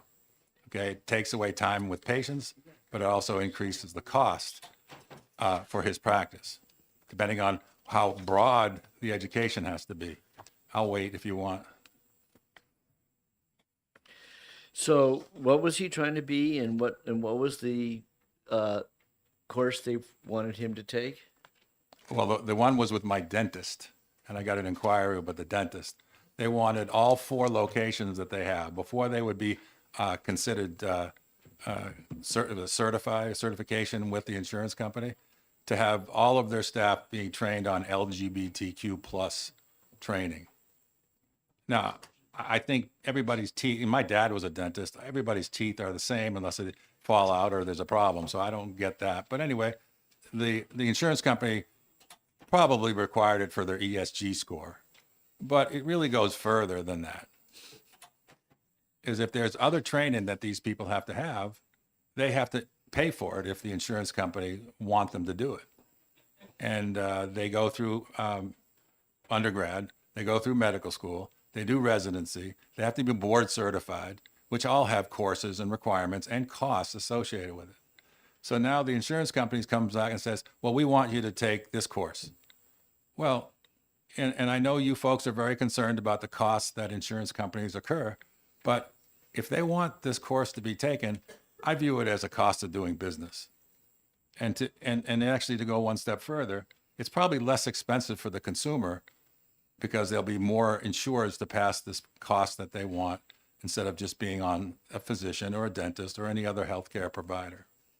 So it's more than just the example that I gave you. It deals with the fact that these people don't have the time in the day. How long does it take to get a doctor's appointment these days? I mean, I'm 5 weeks out to get my back treated so I could walk without pain for the last 2 years. 5 weeks. for a procedure that's less than an hour. So let's send the doctor to some training that may or may not have anything to do with his practice of medicine or dentistry. Just because they want it. Fine, pay for it. That's all. It's that simple. Nothing's that simple, but yes, Representative Spear. One of the comments that we have is that the RSA that this thing is in may not be the right RSA. Did we ever find out what might be a better place to put it? Mr. Chairman, can I add to that? This is not a hearing. This is a conversation. Oh, This okay. is Well, I talked. Subcommittee. I remembered that too, Officer Representative. And I went back down to OLS and I talked to the person who drafted the bill. And I thought she did a very good job in locating the credentialing. She said, no, whenever you credential a doctor, it goes into that statute. I said, okay. Well, there was some concern in the committee, but she reassured me that she said that's the right statute to where it would go. So and that was what their concern was. And I think there was another concern about Obamacare, and I think I sent all of you, the example I gave you was adult dentistry, which doesn't fall under the Affordable Care Act. Pediatric dentistry does. But this really, I don't really see this being germane. If the insurance companies have to follow a specific protocol, that's their cost of doing business. Or they could just simply say, no, you're not eligible to be in our network, and have a nice day and go Right. find some other insurance. And but again, Mr. Chairman, the patient then is the one who is yeah. If you're with an insurance company, you change insurance, and then there's a potential procedure being done, and you're changing insurance companies, and that new one doesn't cover them. What do? Oh, you got to get off the operating table because your insurance company wants me to have this training. No, And yeah, okay. I'm just saying is hypothetically. That's not a good hypothetical. No, so I guess the issue, and maybe we can have the providers, but when I read this statute, regardless of what you dropped in, I'm just reading the actual statute. Sure. They have the health carriers credentialing verification standards. Mm-hmm. So that means they require it of everyone, not just this one doctor. Yes, correct. And standards, and to prevent health carrier from utilizing separate or additional criteria in selecting healthcare professionals with whom it contracts. So it has to have a standard set of criteria, Correct. of rules, Mm-hmm. and they require that of everyone. Mm-hmm. So if XYZ health insurance company has a requirement that this other practice doesn't have, they either get it done or they just don't take that insurance anymore. Well, the implication here Or they is wouldn't not only take it anymore, you haven't been able to take it because you haven't been credentialed to begin with. right, but the credentialing from this point forward would be something over and above the normal credentialing process. For See, example, I don't see that. What I read in here is that they have to have standards, and that's it. Sure, they can have standards. Sure. But- It also says that the carrier will be responsible for paying for it. Well, Right. that's the boldface. That's his bill. That's the new. I'm looking at in the regular print. That's the current law. In the current law, I just don't understand. The problem being is if he's now chosen your physician, this dentist, evidently, Or a physician. okay, or a physician, Yeah. and that and it's not the physician's practice has never been had this insurance company before. No, that's not true. Well, that's what I'm saying is, so did the company change their standard, their criteria? Yes. Essentially, they changed their criteria. Yep. So in the middle of the game, they said, oh, by the Correct. way, we now require this, Correct. and you're saying that's fine, but they should pay for it. Exactly. And the representative over here said her hands up, and I don't want to interrupt her. Yes. Okay. Representative Gibbs. Thank you. Was there anything further you wanted to say? Okay, thank you.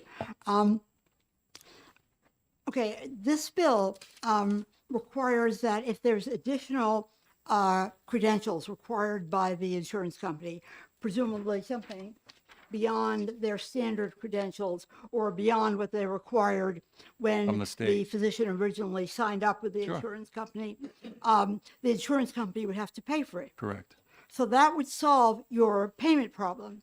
But it appears that it would not solve the time problem, the time needed for the physician and all the physician's employees Correct. to attend the training. Correct. So could you elaborate on that a little bit? Well, my late father was an orthodontist, so I know what it's like for a professional and their time. And I'm lucky because my physician allots me time, even calls me back. So, but it's a hard one to. I mean, that's one of the decisions. Like going back to the dentist, they had 4 locations. They would have had to train all 4 locations, and the impact to their business would be hard to fathom. I mean, So are you recommending an amendment to this bill to cover the time issues?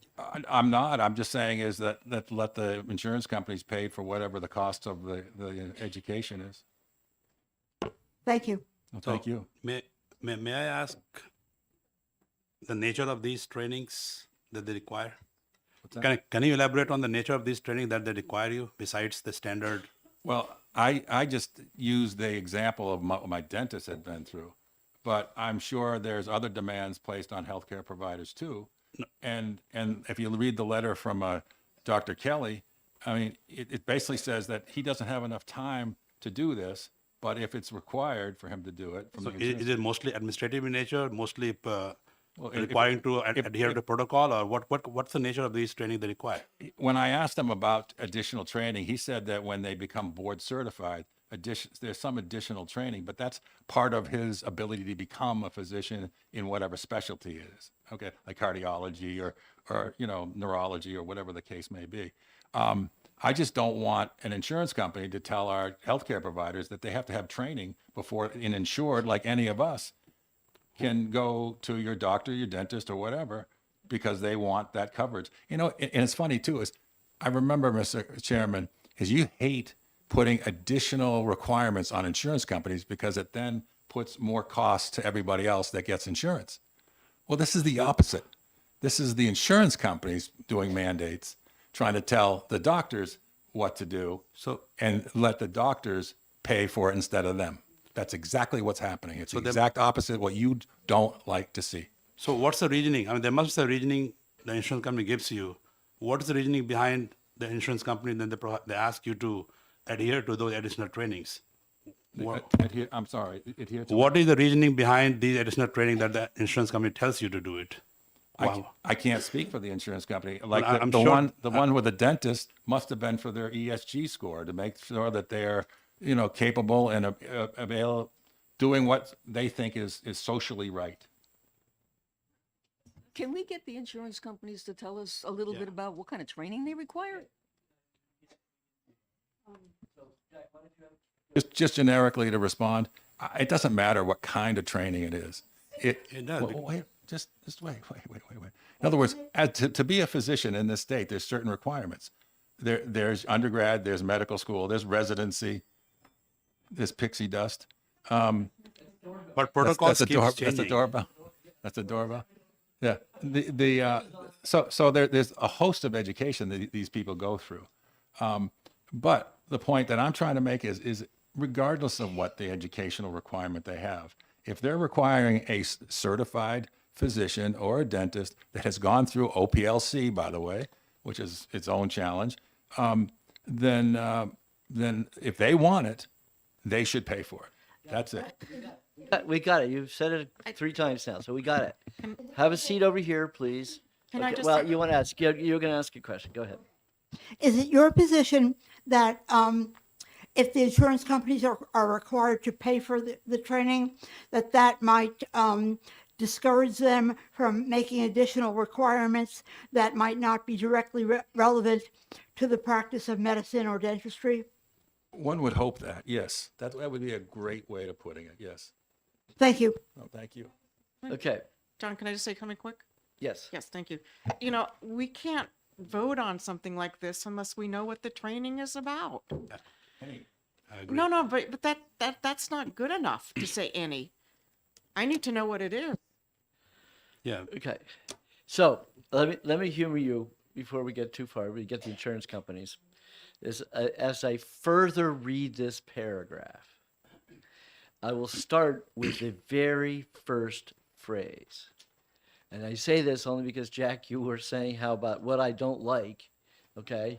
What this paragraph, if I read it correctly, is saying is the health insurance company has the right to say, we don't want you as a physician, okay? And that is just because they have met the standards in their plan doesn't mean they have to take you in. That's what I read the first sentence to say. It has that very famous word for us in this committee, solely. And solely is a very important insurance criteria, because it means that just because one thing may be true, it does not mean the whole thing can't be true. Well, I Okay, understand so what you're I saying. can see why someone would say that adding this little sentence on here onto something about whether they're willing to accept you or not into their practice is problematic. Well, Then I go over here and I look at the fiscal note here, and the department says, "Oh, by the way, any additional healthcare, additional program or certification." It says, "Well, who's to define that? Who knows which one is any?" Okay, and as you just had with Representative Burrows, well, come on. Are they asking something that's like and above and totally inappropriate? Are they asking something that really is a new credential that they now require of all their patients, and all their physicians? hopefully I'll be able to remember the three questions. Let me share a word with you that we have on the Labor Committee. It's called discrimination. In other words, these people are licensed by the state. Okay, they go through its education process, they go through residency, and ultimately the OPLC provides them with a license to become a physician, a dentist, or whatever the case is. So they're all qualified. Okay, so if what you're saying is true, is that then the insurance companies are picking and choosing who they're having on their plan, someone could argue the fact that because they didn't want to take that course, that they are discriminating against. However, this bill says, well, if they want them to take that course, then they will pay for it. Okay. So, I hate to tell you this, but health insurance is all about discriminating. Okay? The managed care model was built around who was going to be in the network and who is not. Correct. That you could direct, that you're going to set up the premiums, the payments to that provider based upon the amount of volume you're going to send that patient, that doctor. Okay? And so, yes, there's absolutely just, we hear all the time that some physicians, some providers can't get in the network. Chairman, can I Okay. make a comment? Can I make a Sure. comment on that? So, as with any profession, as the time goes by, the requirements and protocols do evolve and keep changing. So, unless we know the details of what kind of training these insurance companies are mandating and what's the reason behind that, I don't think we have enough information to even go further that who should pick up the tab or shouldn't pick up the tab, because it might be required for conducting business in a current environment that they require. So that would be my comment. I have a question. Yes. I don't know if the requirement for various extra over and above training, especially some of the training that's been mentioned, ever came from the state of New Hampshire as opposed to the federal government down on Medicare. We have no regulations that we can do on Medicare requirements or anything like that. So has New Hampshire, can we find out that has New Hampshire ever put anything like this on anybody? Okay. So, yeah, so before I go, DJ, you guys recommend retaining this bill? Do I have my notes correct on this? No. Different bill. Okay. This is a different bill, but I can speak quickly on. Okay. All right. This is the legal counsel. This is the legal counsel for the insurance department. Okay. So Michelle Heaton, Director of Life and Health. When we had testified on this previously, we raised the concern that the way it's drafted is extremely broad and it could include anything from any kind of continuing education. We also pointed out that it has always been the process that the carrier determines what their credentialing standards are. Those are all usually above licensing requirements, which is the bare minimum. So it's up to them to figure out what they want to. Each company can Yeah, and choose they their can own. apply whatever they want. And I own think in mix. testimony, I would just punt it over to the carriers now. But I believe Okay. in testimony, we did hear some testimony, particularly from Sabrina, if she's here, Yes, about this she- particular Sabrina did. issue and Yeah. the example that was I do raised. remember that. Okay. So Reverend Gibbs, you have a question for the insurance department, or Um, would you want to make it no, to it's- an insurance it's- company? More a question for you, actually, Mr. Chair. Okay. Okay, I understand the idea of hearing from the insurance company about what kind of training or whatever they require. standards. But they're all, as was just said, they're all private companies, and they can all decide for themselves. Right. And I mean, I'm sure they're not all identical. So are we going to call them all in? How could we handle that? Well, we only have 3, but at this point, they're more than willing to tell you why they don't like this bill. So I guess what I want to weed out is, other than the sponsor, is there anybody in the committee that's really interested in knowing whether we should keep going down this path of this bill and learning more about it, or are we ready to kill it? Representative McNamee. Can I raise a what if? So what if a new procedure for, I don't know, for treating the heart came on? Yep.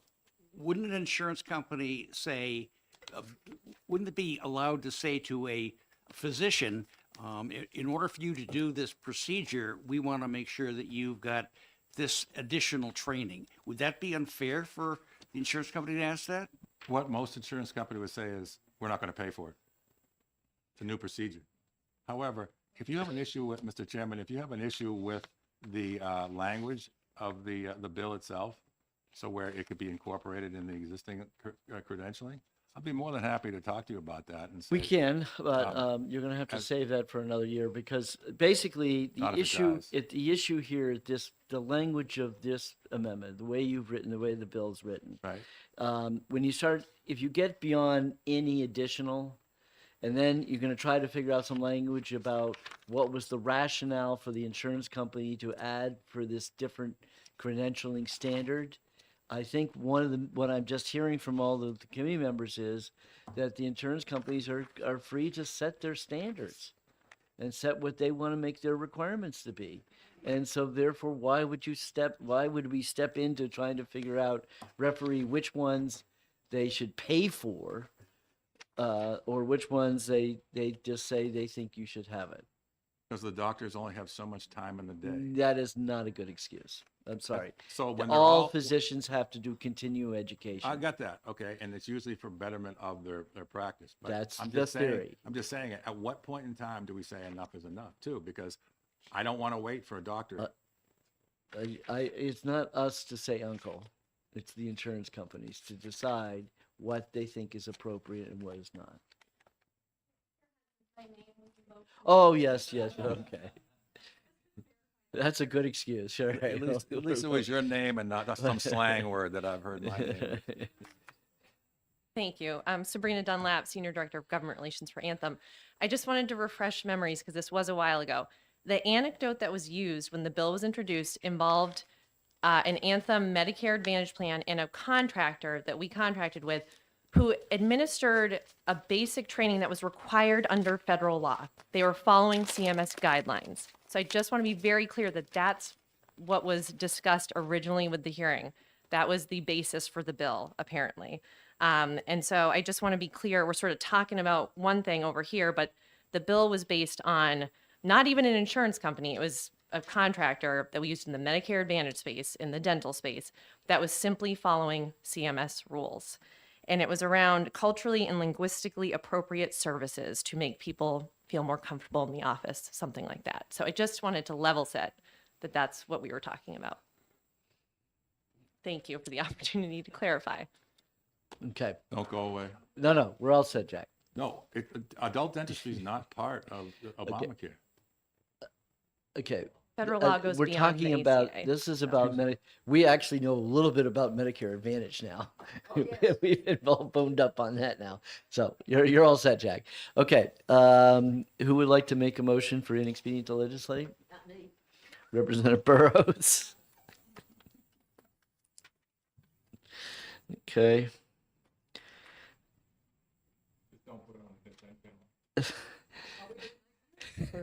Representative Burrows. Oh, she's on the health kit. Yep. And then seconded by who else? Me, just put me. That's fine. Yeah. Okay. All right. So the health insurance subcommittee is Purcelli, Miles, Cole, Hunt, Teresa, Gibbs, and Spear. Okay, so we got seven of us.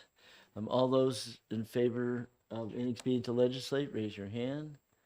1, 2, 3, 4. I 5, just want to 6. ask one last question before I. We're in the voting mode. Okay. Okay. No, Cole's missing. Yeah. Okay. So it's 6 zip. So what is your question? Well, I mean, the question was that, so we are ITLing it because we don't have enough information about the reason why insurance companies ask That those details. We don't really need to know that. Okay. We don't know. At the end of the day, that these requirements, in the case that started the bill, was obviously a CMS requirement, it was a federal requirement. But that, if there is a additional requirement, some insurance company is going to come up with something, then that's their right. So they can mandate basically. They can have their Okay. standards, and we would assume that they do their standards intentionally so that they can maintain their status. Okay. Okay? All right. So who moved that? So that was moved by Burrows.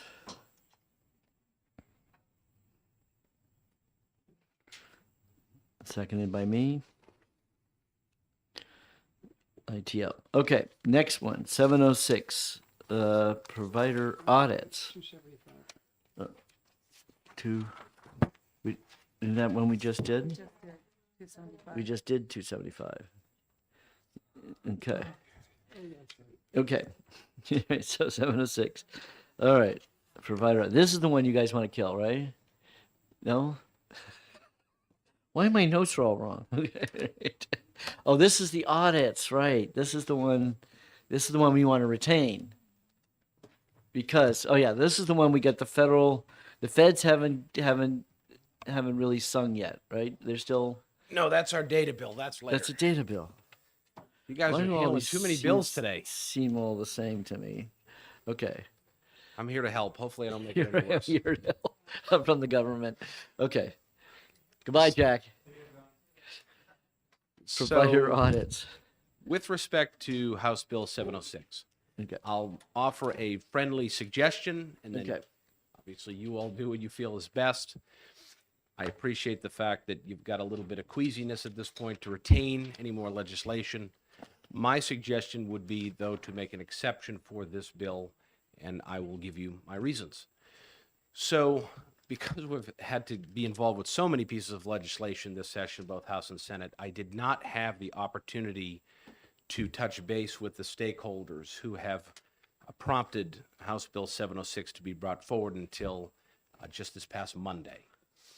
I was initially confused as to what the bill was seeking to address, because when I think of audits, we frequently hear from providers who tell us that they really struggle, both operationally and from a financial standpoint, to deal with audits of claims, some of which stretch back several months.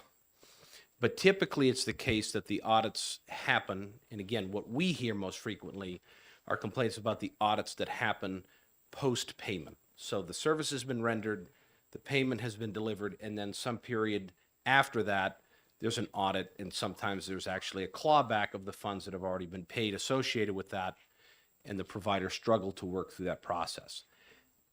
So conceptually, when I read this bill for the first time and saw audits, I was thinking to myself, I've not really heard of there being a predominant problem where the service has been rendered, but you're in that interregnum period between the service being rendered and then the payment being received. I got further clarification as to what the bill is actually trying to address, as I said earlier this week.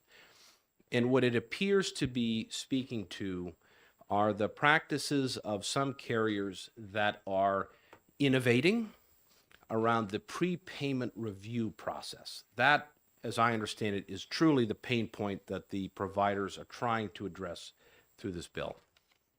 So prepayment review, and I'm going to grossly simplify this, and the carriers can, or my team can get into further detail if you would like. The prepayment review process is when the carrier sees that there's a particular provider who's an outlier for some reason. They're really billing a code much more frequently over and above similarly situated providers, and they want to understand why. And so there'll be a little bit of an investigation that will go through that, but they'll put them on prepayment review, which says that it's almost a quasi, but not quite, prior authorization type process, which says before we're going to agree to pay you, we need to understand exactly what it is you're doing, what it is you plan to bill for. In its most extreme form, it's a fraud prevention measure to ensure that providers are not billing inappropriately, either through innocent mistake or they just need further education, but also to ensure that providers are not abusing the system. My understanding is that, again, there's been some innovation with that prepayment review process, and it's manifested itself in a place where providers aren't really able to understand why they're in prepayment review. They don't know how to get out of it. It's being applied seemingly predominantly in areas where there are mental health services being rendered that are not subject to any sort of a prior authorization review process due to MAPIA predominantly. And so there are some issues that, again, have just been brought to our attention recently. I'd like the opportunity to understand more, hear from more providers exactly what's playing out here, and that may very well result in this bill being brought forward in a different fashion. We may need to put some safeguards around that process. I just don't know yet. I need a little bit more information. I need to hear from a few more providers as to what their experience is, if there's a similar experience that they're having, if there's a trend that's beginning to develop. So respectfully, if you're willing, it would be, I think, beneficial for the department to work with those stakeholders throughout the course of the summer and fall and be able to report back to you in September what we've been able to find out.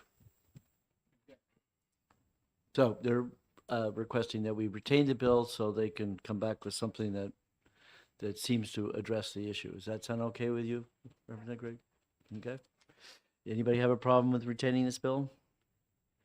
Okay. We can do that right now. So the subcommittee, all those in favor of retaining HB 706, please raise your hand. 1, 2, 3, 4, 5, 6, 7. 7-0. Okay. Anyone that's moved by? 7-0. 7-0. 7. And 275.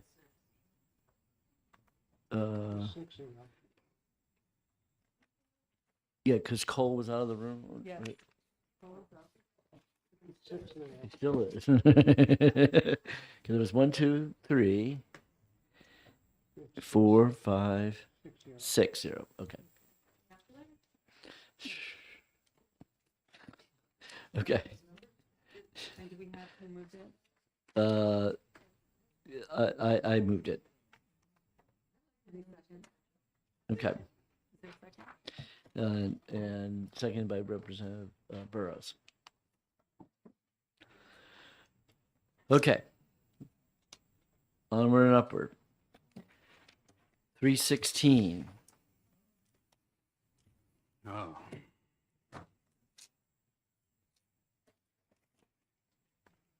Okay. All right.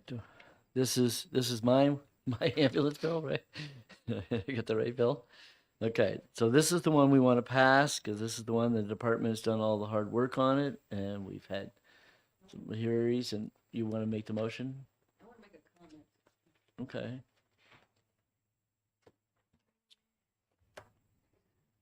I participated in the ambulance in the presentation day before yesterday.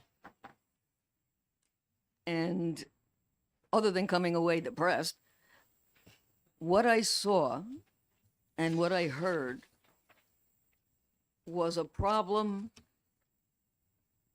in understanding the scope of what this committee can do. So there is ambulance services provided to Medicare patients, ERISA patients, Medicaid patients, and patients under, what do we call it, fully insured market.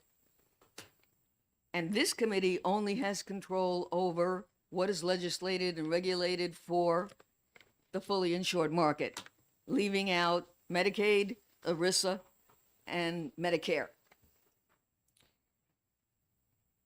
And I think there was, so we can't fix the whole problem. All we can fix, or at least work on, is the part that handles the fully insured market.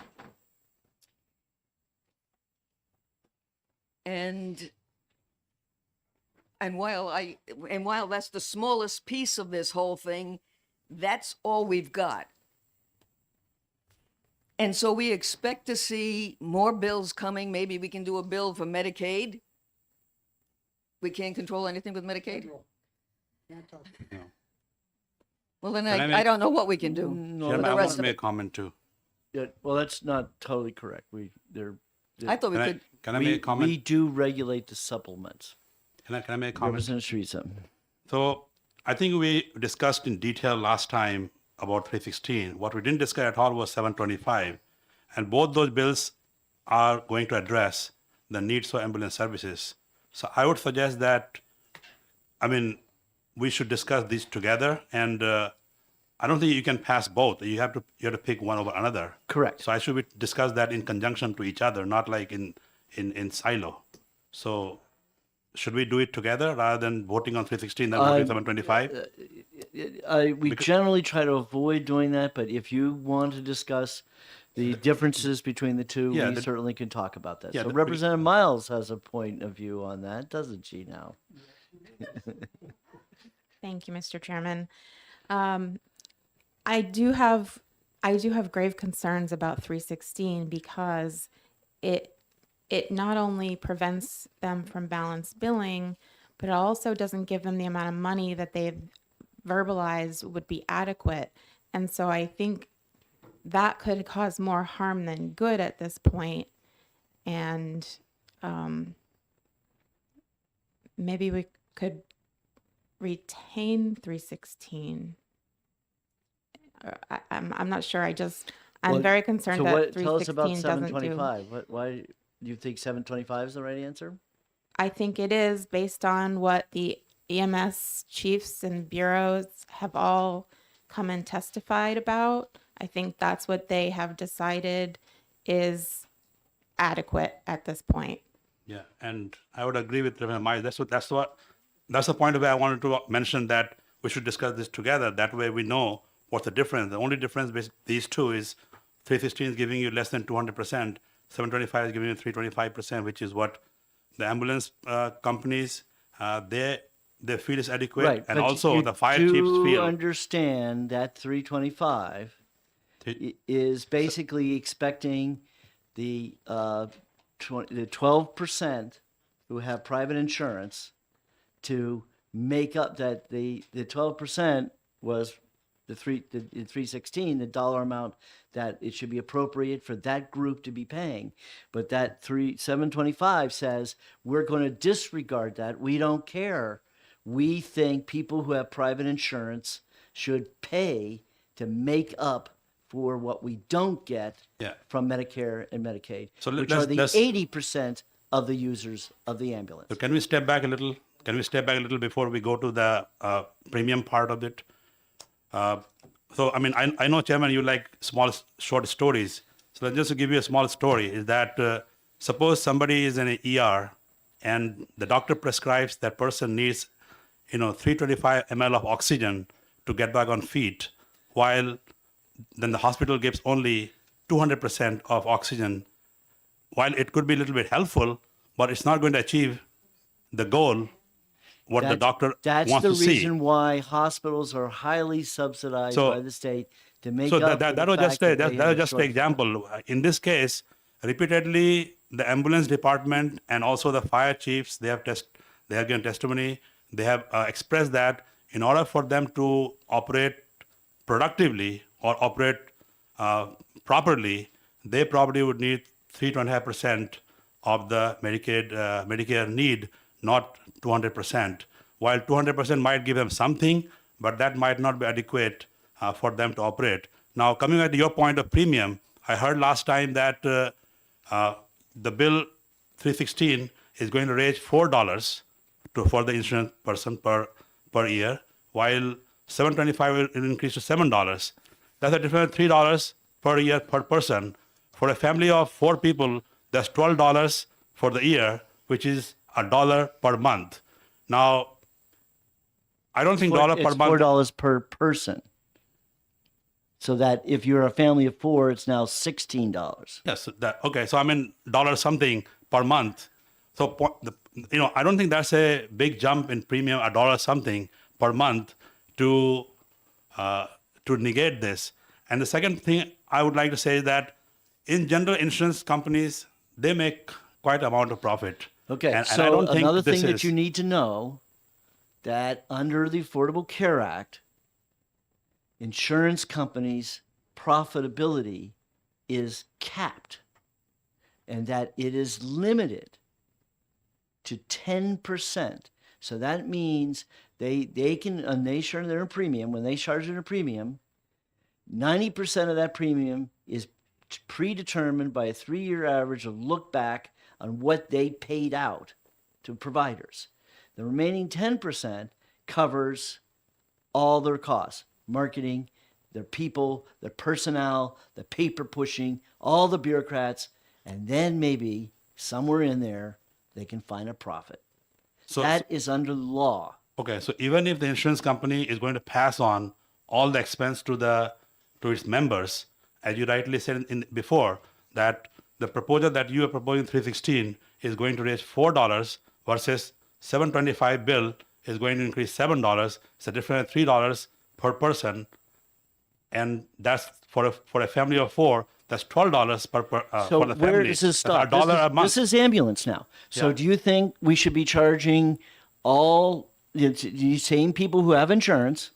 Shouldn't we may have them be charging them to make up for the fact that the doctors are getting underpaid, or the hospitals are being underpaid? Where are you going to stop? Why are you just picking ambulance out of the blue and say, "Ooh, that's the one that they need to pay Medicare and Medicaid for"? Why not you just choose everything? Why don't we just make all the people with private insurance just pay for all the health insurance costs, because Medicare and Medicaid won't pay for it? Yeah, let me respond to that. So, I mean, one thing is that, first of all, we're addressing the ambulance need, but coming to your point, when the medical facility sends a bill, they usually get 60% of what they bill from the insurance company. They don't get 20%, which is Medicare rate, as per the ambulance bill. They get about 60% of the bill paid by the insurance. So insurance companies are already paying about 60% of the doctor's bill to them in general.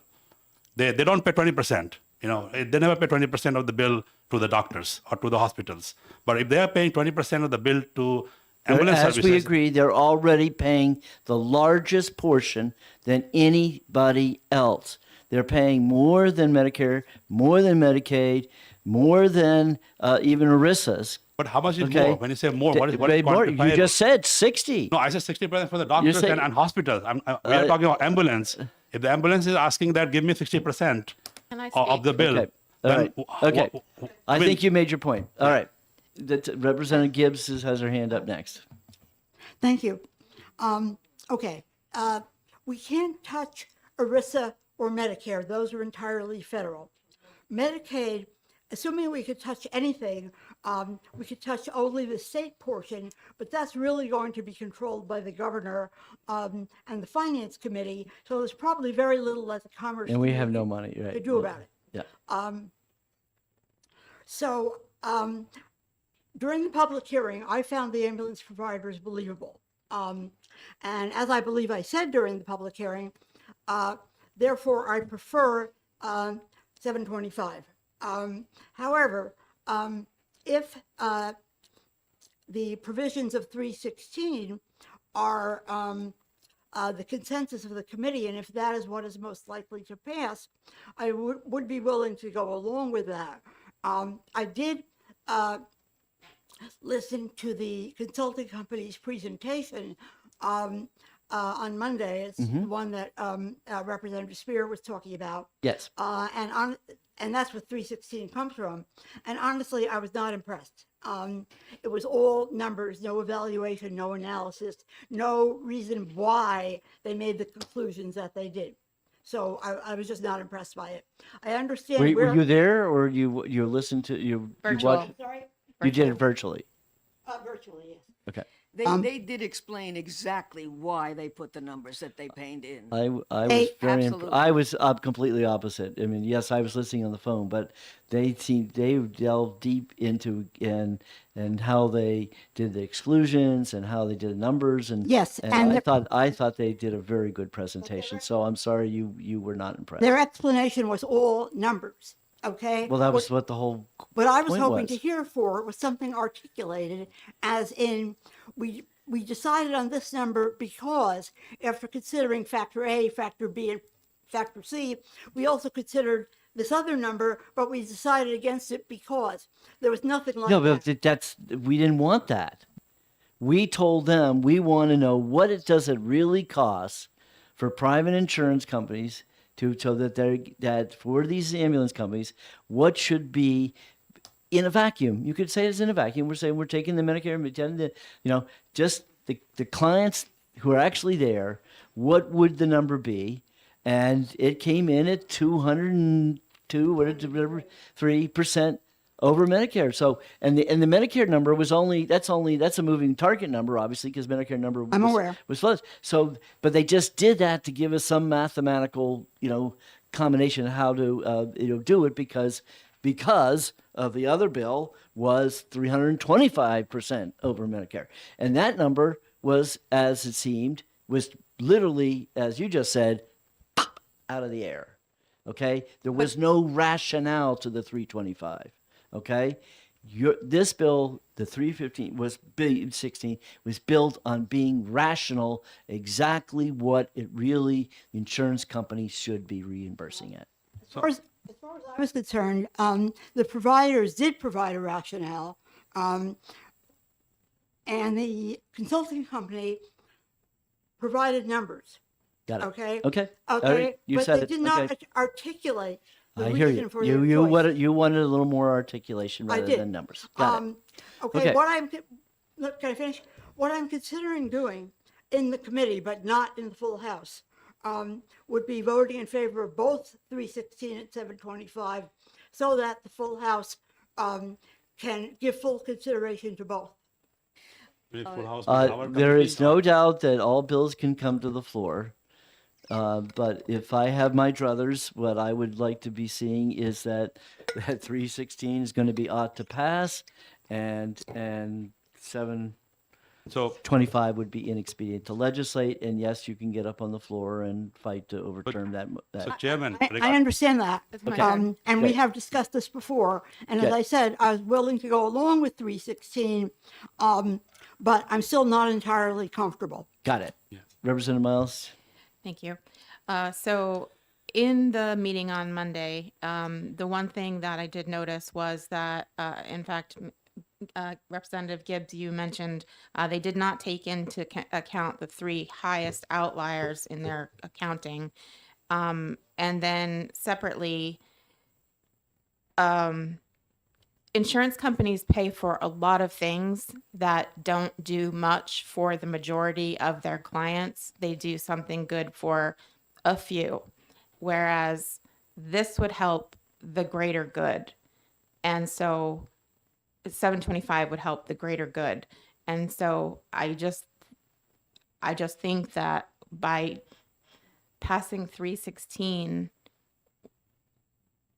it would prevent them from balance billing. And they cited in Monday's conference that what would happen if we did this would be that they would automatically have to start billing a minimum of $500 to each ambulance ride or whatnot for transport. That's what I heard?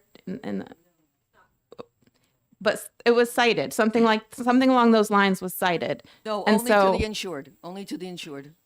Medicare patients would not be hit with the same billing, right? It was only for the insured Yeah, market. so all talking about for the insured, yeah. So in any case, I just think 316 is going to handcuff them more than they're handcuffed now. So does 725 take away balance billing? It takes away balance billing, but it also provides them with more revenue. Right, but it does take away balance billing Yeah. also. That's the only difference is that amount. Yeah. Right, and they're the same in the sense that they both take away balance billing. Yes. Right. But in 725, they're just making that They're getting the that revenue only that they asked for. the smallest getting group what they're the looking smallest for. group who uses it pay the lion's share. That's of- insurance. So they're getting, That's insurance? Oh, No. how about that's Medicare, gee. Medicaid? Let's put the I blame just where think it lies. we've listened to them over and over and over. Okay. They've asked for something, Can I make and it's our job to do the best for the community and to our constituents. Okay, Representative Spear. At the very beginning of the meeting, the insurance department came up and made a discussion as to where the data came from. And they talked about how they got it from the data that was submitted by the carriers. Every dollar was accounted for. It all came from the carriers. It wasn't like they came up with numbers out of the air. They took the providers' numbers. They added an inflation rate. They did a bunch of analysis based on what kind of service was provided. It was an analysis of what the folks sent in.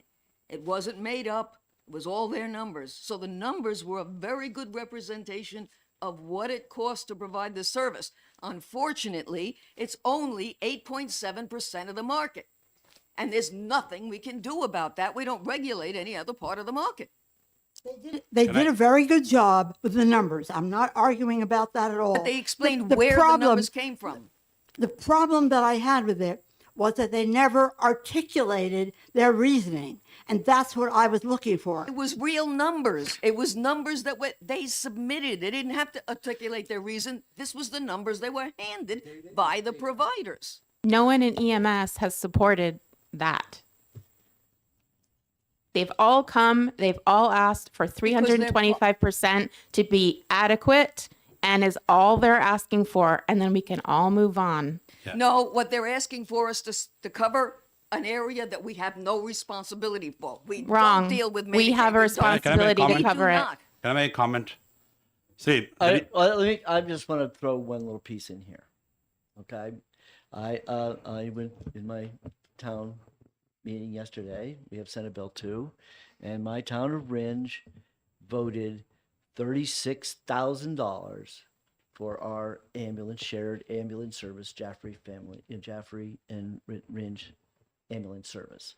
So when you say that they want that number, okay, I believe that they are getting the money now, okay, because otherwise they would have been out of business, right? They would have gone out of business because this issue's been around since I've been here. But that they're all getting money from the towns that they serve, and they are just like a fire department. Okay. Can I- So if you are able not to build the town, and they're scrambling. if you can get away without doing it all on balance billing, then I bet you rather keep balance billing. And that's what I think the problem here is that the balance billing is a very dangerous thing here. Yeah. And that is that it has been around from day one. It's always been, it's something they use. And I truly believe they don't want to lose it at all. So if we send this bill 316 over to the Senate, and the Senate wants us send us basically 725 is the bill they have, right? The Prentice's bill looks like, or your husband's bill looks like, doesn't it look like that? Okay, if that's where we're going to get down to it, then balance billing will be the hot issue, and frankly, it should be the ambulance can choose. The ambulance can choose to continue to operate the way they have now, or they can choose this model that we're suggesting. The 725, that also removes balance billing, right? That Both? it theoretically it removes balance billing. Yeah, so both the bills are addressing to remove balance billing. So both are similar What from does the that Senate nature. bill look like? Uh, What does the Senate bill look like? Okay, so here's the thing, is that what we charge the insurance department with doing is coming up with a rational, I'm sorry it doesn't fill the stories for Representative Gibbs, but it is a rational numeric calculation on what insurance companies should be paying. And yes, it absolutely is a mandate on them. Absolutely, they're going to be raising their rates already with this new number. Okay? The question was, if we're going to do this, how do we make sure that it's fair to those who have that insurance? Because you certainly don't want to say is for everyone who says, well, screw it, I don't want to buy insurance anymore. I want to go on, Medicaid, or I want to do something else, simply because the legislature decided in its wisdom that we're going to front load and make just people with small employer insurance pay the lion's share. But we already discussed only $1 difference between both the bills Right? per Exactly. month, right? So that I'm saying is that's why the 203 is the best bill to put forward, because it's definitely an increase. It's definitely, it's definitely going to be a mandate. It will raise premiums, but at the end of the day, it's rational, and we built into that model that every 2 years they will be able to, we're going to redo the numbers, and maybe they'll be more forthcoming with their new numbers or something. I don't know. Maybe there'll be a change, but I will guarantee you, I'll bet you it'll be higher than 203. I'll bet you it will go up. Okay. So Chairman, let me hear from you, since you have done analysis on both. 316, how much is Regis premium? You said around $4? No, the HB 316. What was the per member? Do we have a per member analysis? I think the way it mentioned was $4. Okay. If I may, I feel like I need to correct this. When we're talking about increases in premium and we do our mandate study, there is a cost associated with an increase in overall healthcare costs. And that's usually a round dollar amount. We then express it as per member per month. Right. But it would be incorrect to assume that any increase in costs is going to result in that exact per member per month increase. How rates are developed is a much more intricate process, and this is not an even thing. So it doesn't mean everyone's rates go up $1 per month per member. It can impact different groups differently. Every carrier has its own rating process based on their experience and what they are experiencing for claims for this. It could have a greater impact to certain groups over others. So I would just caution you when we're talking per member per month, that is a bit of a misnomer. So if you look at the fiscal notes for each one of these, and I'm sorry, I don't think it got put in correctly. I'll have to pull it up. Give me 1 second. I can pull up. We did use the same, so the actuary firm that did the cost study analysis, they have used that same methodology to do analysis for all of these bills. So they are comparable in that respect when we're talking ballparks. Obviously, these are all estimates. So if you give me 1 second, I can pull up the exact analysis for each of these.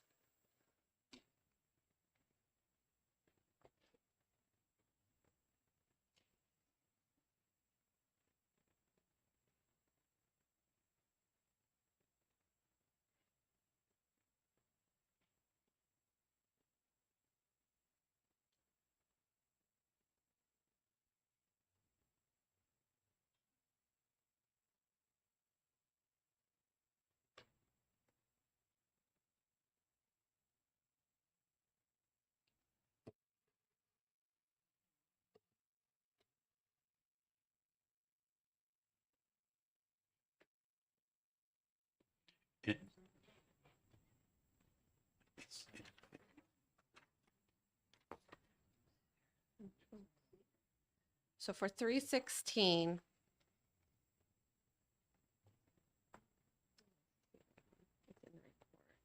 I believe like the total impact was around 4.3 million.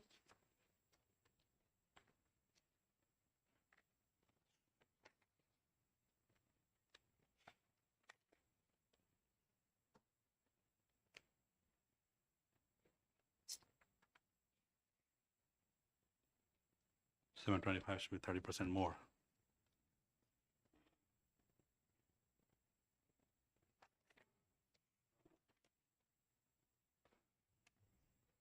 So yeah, for 316, the estimate is that the total cost associated with these services will increase by 4.3 million. Okay. That total cost needs to be absorbed in insurance premiums in some way. Okay. So for the other one, which is 725. Yes.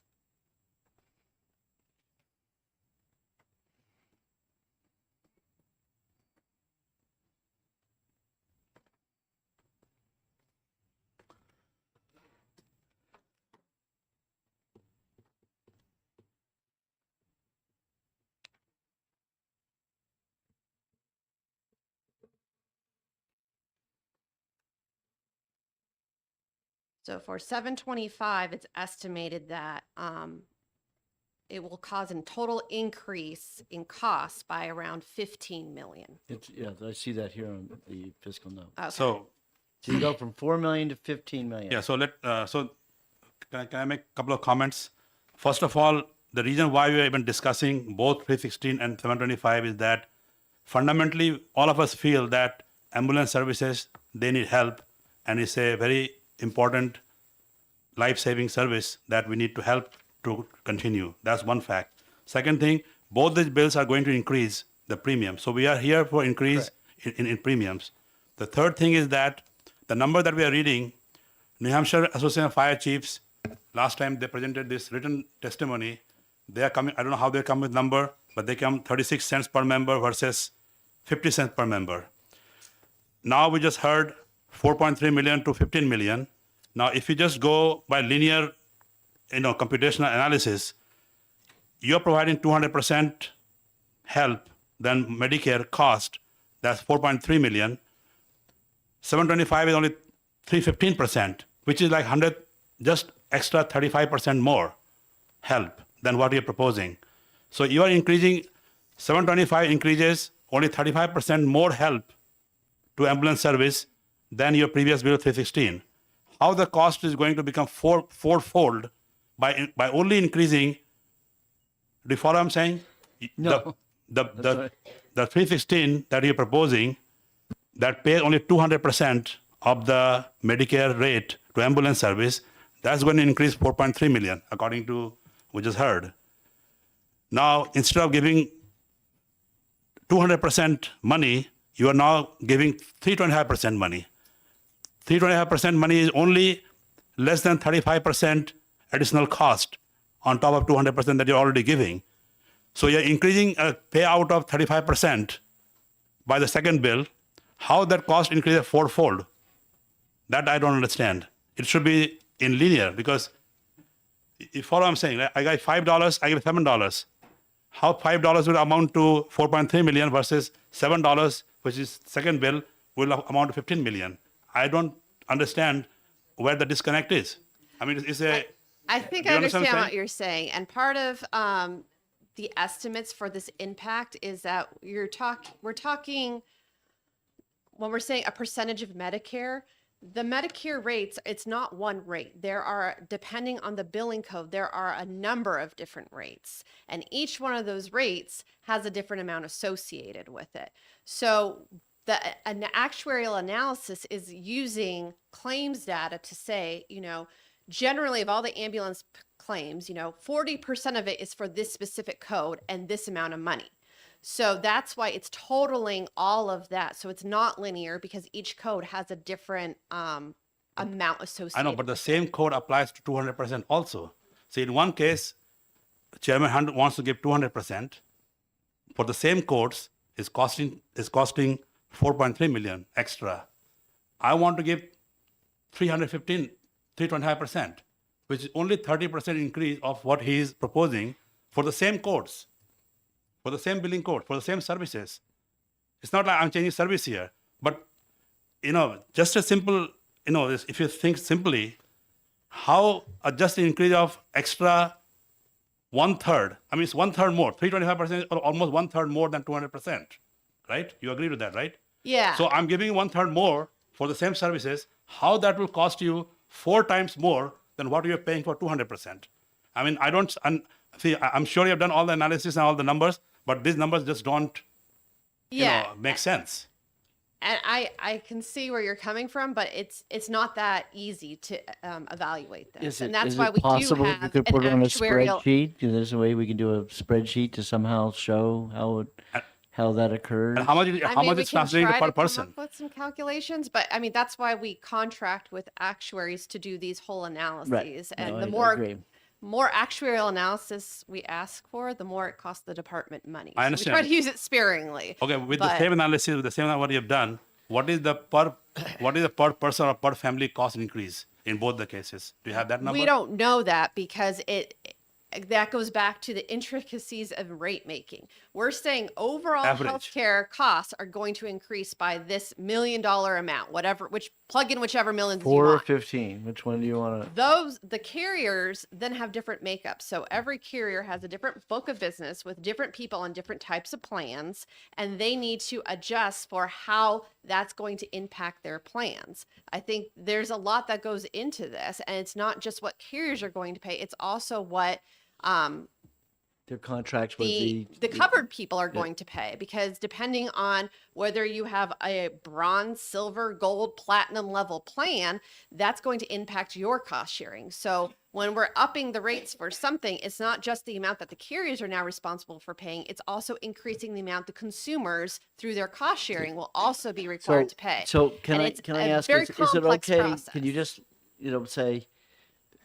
Yes, you would like to see something more linear, more level, more rational. That because the It's difference not- between 207, 203, and 325 only looks like $120. Just 1/3 more. 120. 1/3 more. Why is it showing up as 4 times more? And also, I have Have I got it stated correctly? Yes, Okay. that's the Okay. question I have. I mean, Okay. anybody can have so, that same question. So here's the problem. We have to pass a bill. Okay. And the best we can do is ask the departments to give us some numbers. Now, if the numbers don't seem rational to you, Not to me, to anybody. to anybody, then we can do nothing. And that is really what has happened in my entire 40 years on this committee, where ambulance has always been a problem. And we ended up doing, we did direct pay.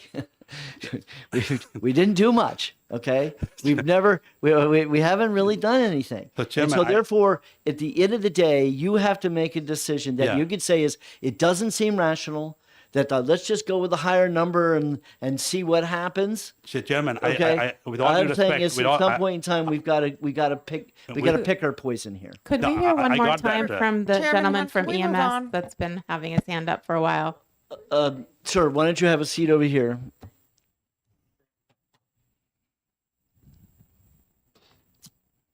Okay, I have a couple of questions and a couple of comments. Who do you have questions to? Okay, first one is for you. For the department. Um, Your mic is not on, I don't think. Oh, I'm sorry. Thank you. Were you saying that the variables that you mentioned, and I understand there are a lot of them, that was all taken into account in figuring the 4 million and the 15 million? Yes, the actuary that we contract with did the analysis to estimate that given the suggested rates or the rates in whatever is being proposed in each fiscal note, given that rate, what would that do to overall healthcare costs? So they have, I don't know exactly everything that they did, but they They got a did an secret formula, analysis of too. it and gave us the numbers. Thank you. Thank you. Okay, I want to get away from the numbers for a minute. Okay. I have a couple of comments. There were three things that made me feel better about 316 versus 725. One is the fact that 725 would clearly raise the premiums higher than 316 would. Correct. Okay. The difference between the amount of payment to the providers, which makes that clear. The second is that under 316, there's a review by the insurance department every 2 years. Correct. So they can take into account what's happened between now and then and come up with a new figure. And they can do that into the future. That wasn't in 725. And then your argument, Mr. Chair, about trying to have this one small part of the whole market that we can control make up for all the federal underpayments. I understood that. Okay, the one thing that I feel strongly about is getting rid of balance billing.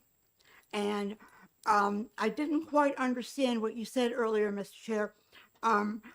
What were you thinking that the Senate, when the Senate gets these bills, that they might amend whichever one we pass to put balance billing back in so that it would be allowed?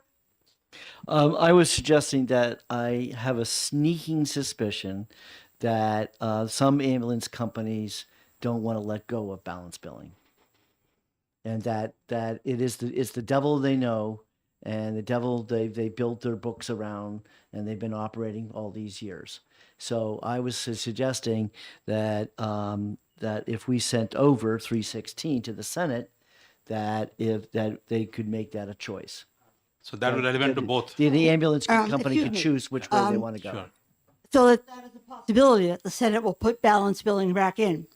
I'm assuming that the Senate is going to send us back a bill that's going to look very much like 725. That is my suspicion. But with balance billing or without it. And I was just saying, is because that's the way I am sometimes, is a compromise is because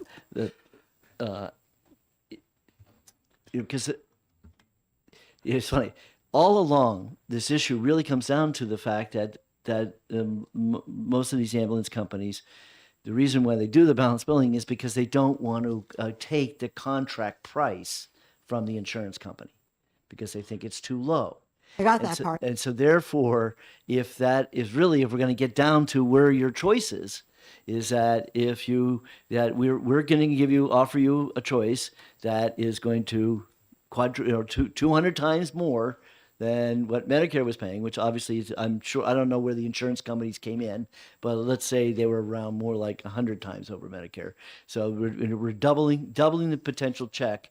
But that if they still don't think that that's going to be good because we took away balance billing, then they should have the option to stick with the balance billing and stick with the way they've always operated, and that would be a potential compromise. What I'm suggesting is that we should be fair to the insurance companies, the customers, and the providers. But one thing more than that we should avoid driving the customers / patients crazy. And the balance billing drives them crazy. And I don't think that's appropriate. And the reality is that, the federal government agreed, and they fixed balance billing for everything except ambulances. And so it's up to us to fix it. Okay. Thank you, Mr. Chairman. So first of all, I want to lay a couple things aside. The New Hampshire Association. You wanted to introduce yourself. Oh, sure. My name's Michael Setar. I'm the chief of the Tilton Northfield Fire District, a small fire district protecting about 10,000 people. And we run a combination fire department, which means we have full-time people. It's mostly full-time people, but we have some part-time people called call firefighters as well that respond with us. We do about 2,200 runs a year, and about 70% of those runs are EMS in nature. So the simple way of looking at it is my operating budget, say it's $1 million, 70% of that operating budget is going to be dedicated to EMS because that's what we do 70% of the time. And the other 30% of the time is dedicated to something else. That's a very simplistic way of putting it, but it's really very accurate when you get into the numbers. And I don't need an actuarial company to come in and determine to me what the cost of my service is. It's very plain to me. It's very plain to my fire commissioners, the board of fire commissioners, who I answer to, what the cost of service is. At the same time, so we develop a rate, and our rates are adjusted annually due to what our cost of service is for that the year, 2 years prior, because of our audit and gathering numbers, and everything. Our rates are set on what happened. Like my 2025 rates are because of what happened in 2023. So we have an auditing firm come in every year to make sure we're doing everything appropriately, looking at the budget, making sure the numbers are exact, the number of transports, the types of transports, the non-transports. So we look at all of that. We look at the depreciation of the vehicles, the equipment, the depreciation of the buildings, which in my case, my building has no more depreciation because it's was built in 1867. So you can't depreciate Yeah, more we're, than we're that. really not But taking anyway, testimony here. You okay, got to get to your point. so the please. point is, the taxpayers of my fire district are supplementing Medicare and Medicaid right now. But They're also supplementing, if 316 passes, they will also be supplementing private insurance. so you say the 203 is too low. It's way too low. I think 375 is So too you low. think the actuarial we spent all this money doing, his numbers are wrong? Their numbers are, there's a lot of problems with that study from my point of view. They eliminated the 12 highest cost providers in that service, but didn't eliminate the 12 lowest cost providers in the service in their study because their bell curve looked funny because it had a long tail, from what I understand. Now, I didn't attend that part of the meeting because I had another meeting on trying to replace the fire station. So I saw some of it. So but you I would didn't see rather all of it. us just go out and do another study again? I and would not ra- pass I would- anything? No, well, I'd rather you let me do what I'm doing now and make the insurance Continue with, providers. this is my But point.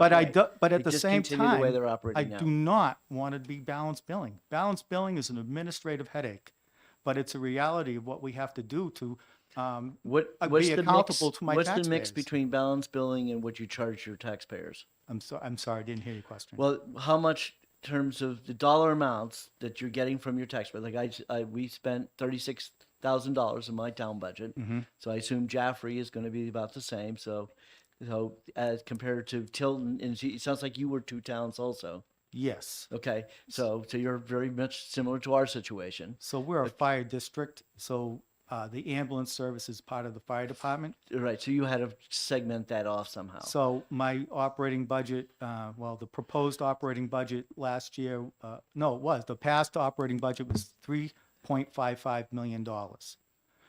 Take So I would have, for me to 70% of that. For me to compare mine to you, I have to add back my fire department and Jaffrey's fire department No. to get the number to match up the way you guys do your numbers. You could do it that way, or you could subtract that 70% of my business is EMS. So you take my 3.55 million and just use 70% of that as your base cost But that's for EMS. But that's a services. number you just picked out of the air, 70%.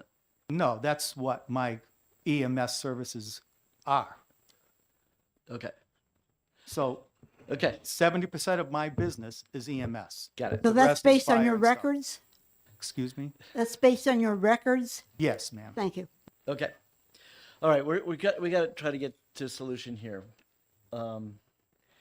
The other thing is, I was just thinking that maybe I would not want to kill 725. That I would want to retain that in case this whole thing implodes when we get to committee of conference. That at least we have another bill we can introduce for next year. And Chairman, you mentioned you just mentioned before that I don't know where you got the comment from, but you did mention that I know that Senate might be more willing to pass 725 versus 316. So, and you have done quite good due diligence on 316. So why don't you combine those two? I mean, the only Well, difference. you can't combine it because they're both opposite. No, I'm just but by saying it's- combining what I meant is that in 316, you have done very good due diligence to put audit every 2 years and all those good things. Right. The only difference in the number is 200% versus 325. See that? Why don't See, you make that's the funny 325? thing about 316. The 200% is not in the bill. The bill is based upon the report. So that's not even, They're not. So that's that- what that's I'm not just even saying. known then. So it's based upon the analysis and the calculated analysis. So let's just stick with, at this point, no, we will not make the motion of inexpedient on 725. I would like to make that motion to be retained. So we retain that bill. For both? And then for 316, obviously I'm hoping for an ought to pass, and I realize that some of you might want to vote no. Yeah, I mean, yeah, I guess we can, Right. Okay. Comments? No. I mean, something is better than nothing. Okay. Okay. All right. So I move on House Bill 725. I move to retain. That means we'll discuss this again in It January. means we'll discuss it in September after we've seen what happens to 316. Why don't you let both the bills go together at the same time? Like, no, we're not going to retain. We're going to pass something. No, both. Let No, both we of them don't go. pass to. No, you choose a policy and you stick to it. Okay, so the bill we want to go with is, I would like to retain 725. Are we ready? Is the question clear? Okay, all those in favor of retaining 725? 1, 2, 3, 4, 5, 6, 7, 8. Beautiful. 7, that's right. 7, right? Because Brian's here, so it's got to be 7. Okay, retain. Okay, so no, it's really not. It's really not. The problem is I can't see people. That's my problem. Okay, so and that was Hunt and seconded by Representative Burrows.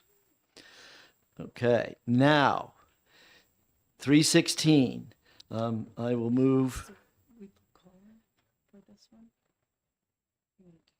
Oh, okay, that's fine. Yep. Okay. 316. I move ought to pass. Second by Representative Burrows. Any discussion on the motion of ought to pass? All those in favor, raise your hand. So we can have something, right? 4, No, we don't want. 5, 6. Wait a minute. I don't think she. Are you? He's put. Kelly? Yeah. Let's pass something. Gibbs? Yes. Teresa? Oh, You got 7. no, Burrows is not on it. It's Spear. Oh, Spears okay. That was my mistake. Okay, so the motion can, it has to be Spear. Okay, so what was the vote is, the motion is ought to pass on 316. So 1, 2, 3, 4, 5. Opposed. Those opposed, 1, 2. Okay, 5 to 2. All right, I got it right this time. Okay, one more health insurance. Cost transparency.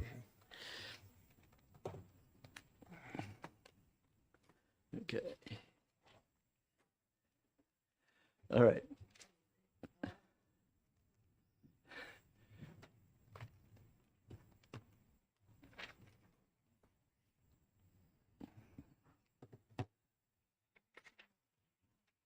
All right, what do we want to do with this one? 705.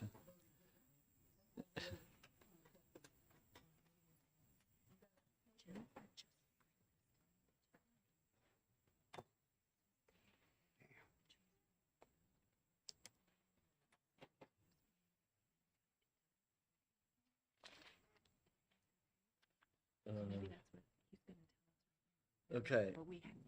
So when did we just got this? I just got that. You just got this. So Keith has another amendment. Have you guys? Yes, we drafted it for him. You've seen this. Yes, we drafted it. He doesn't. Okay. So what are we doing with this? This is what we would recommend, and we understand it's approved by Representative Ammon. Yes. And if you would like me to explain the amendment. Okay. So, but I obviously I have it. Who wrote this? Is the department? Yeah, we did. Oh, okay, okay.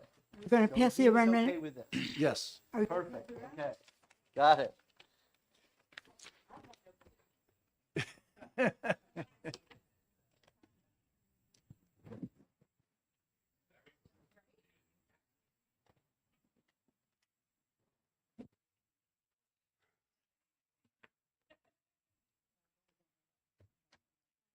Okay.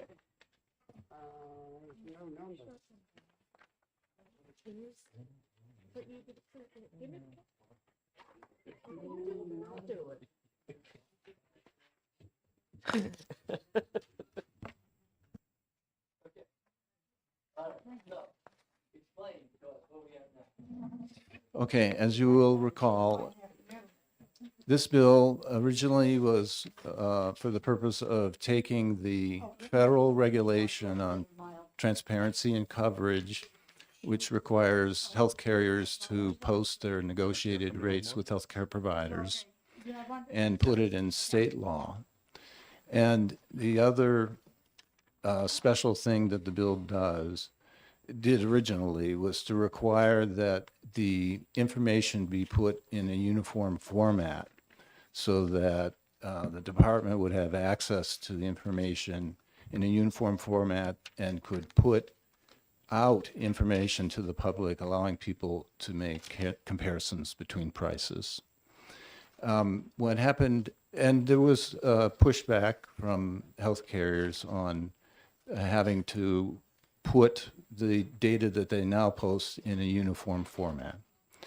What has happened since then is that the president has issued an executive order. It's only about 2 weeks old, requiring that very same thing, that the price information be put in a uniform format, and that the 3 federal agencies that are responsible for writing the regulation revise their guidance to require the uniform format so that people can make those comparisons. So this amendment recognizes the existence of the federal executive order and the fact that it requires the agencies to amend their guidance within 90 days. And it says that the insurance department's standard for uniform format has to be consistent with the new federal guidance. So. Yes, so this is Yes, not an official yes. amendment, this is, yeah. Yes.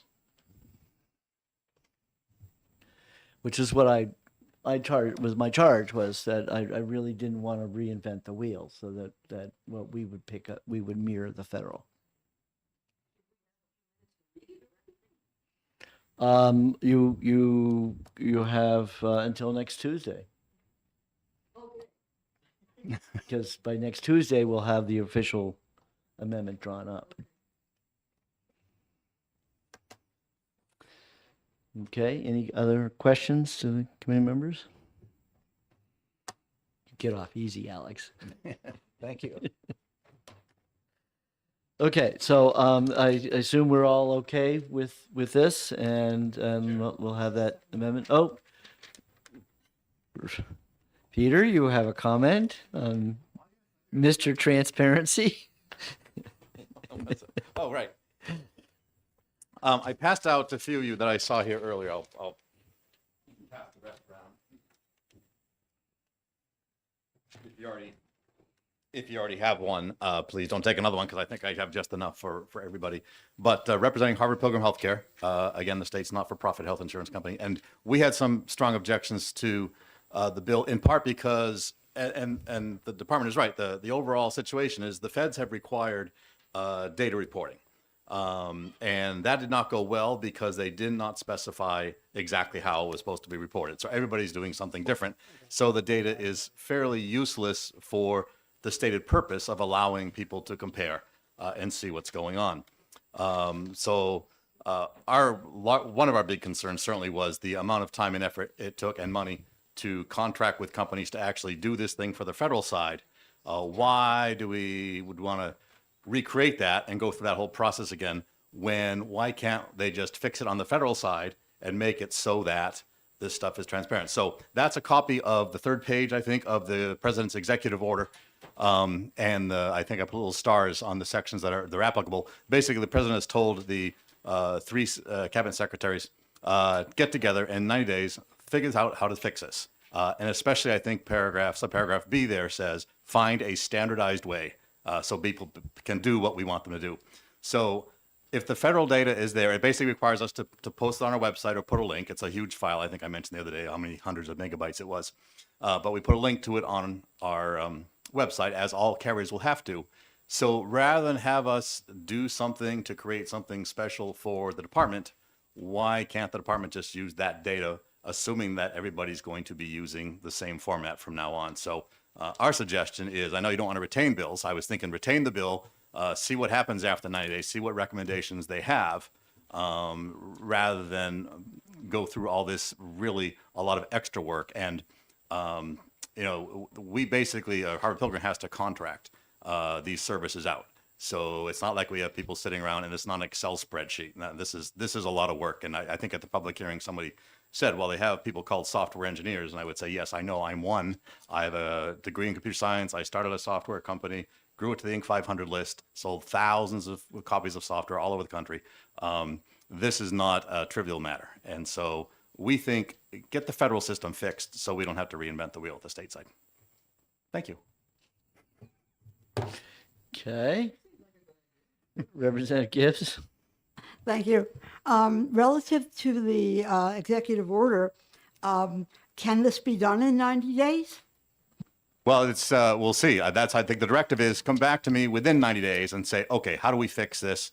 How do we fix this at the federal level? This all started with an executive order from, I believe, President Trump the first time that put all this together, and clearly it wasn't specific enough. So he's basically saying to his people, go back, figure out how to fix it, and come back and tell me, and then we'll fix it. So. Okay, but the problem with retaining means we would not have anything, we can't pass anything until January. Right. So would we get in trouble if there was a federal plan and we didn't have a state plan until next June? There's no requirement to have a state plan at all. The feds require the insurance carriers to provide this data. So why are we passing legislation? Why Well, yeah, I mean, we would not be disappointed if the bill got killed, but we appreciate, we do understand and agree in concept with what the department is looking to do is get data. You're making it too easy for me. Why? I guess let me ask the department, is there a rational reason why we need to have a state law? Well, it's important. I should have had you over here, Alex. Okay. It's important that the carriers have a legal obligation to provide us accurate data. But that's a federal, but if this is a federal Right. law, It's a federal don't they law have that- their own consequences? I know they don't have, so the licenses, So- you're looking at John Hunt's rule of licensure. We give Enforcement license is a to big you piece of this, in data state, and so enforcement. you want to be able to take that, you want to be able to tell them they've been, get Yeah, it the done. feds have not been good on data enforcement. We are good at it. And I think traditionally CMS has deferred to the states to enforce this. And where we have the CHIS, that we have a whole department or division dedicated to data analytics, there's a lot of great data here. We would like to be able to use it, but in order to do that, we need to standardize the form. What's the effective date? Oh, upon passage. Oh, great. Well, I mean, the proposed legislation is How really about- just giving Can us we the say ability the act to- will take effect upon passage of the federal legislation? Sure. That could be a condition. How about that? Does that sound better, Pete? I think that makes them happy. You don't think that'll work, Paula? Well, why don't you just say that the New Hampshire licensed insurance carriers shall comply with this federal law, rather than say, because this still gives the department the ability to make their own format, and we have to go through the whole thing again. We'll tell you what our format is. It'll be in federal law what the format is. Then you can go to the data and get it yourself, and then we don't have to pay contractors to reinvent the wheel.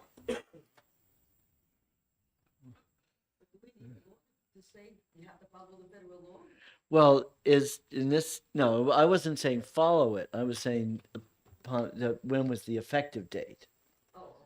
I was going after the effective date. All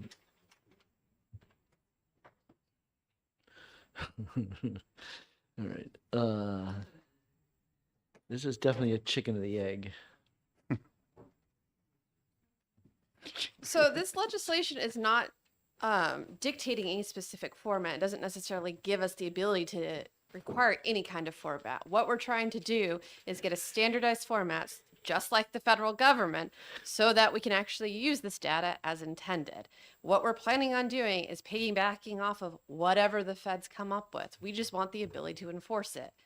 And that's why we've brought this legislation, is to make sure that we have everything we need to enforce the transparency and coverage provisions that CMS is expecting us to enforce. And so that we can actually start using this data for its intended purpose.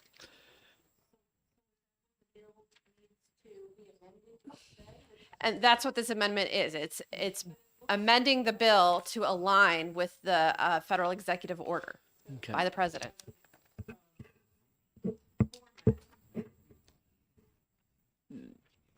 Yeah, some of it is, in terms of name changes and stuff. So I know the original bill, and I didn't look for this in the amendment, but the original bill allowed the commissioner to establish what the format should be. And whether that's changed in the amendment, I'm not sure. Is that in here, Alex? So, yeah. Federal. It has to be So- consistent Consistent with the federal. The That lays a second lot to of weight. last page. Again, this is a chicken and the egg. Yeah, yeah. So does Anthem have a, you have, And my specialists on this have concerns about time frame. I think we share similar concerns with Harvard Pilgrim, also sort of getting to the question of why it's needed. But we have not had a chance to fully discuss it with the department. So I think my general concern is around timing and the amount of time we have to have the federal rules when they come out, and then the state as well. yeah, so my fear is that the feds may take forever to get it done. That's my, But we don't want to live in a world where we have, we have to do one thing for the federal government and then do something slightly different for a reason that's unknown to me for the state. And I guess we're questioning the urgency of. Would whoever's speaking please speak into the mic? Thank. you can,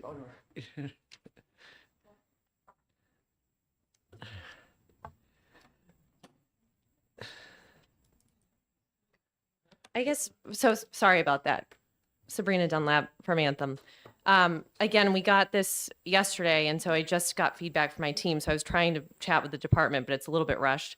So what I've gleaned from our specialists is there's concern around the timing and how much time we would have to, once the federal requirements come out, then comply with state law.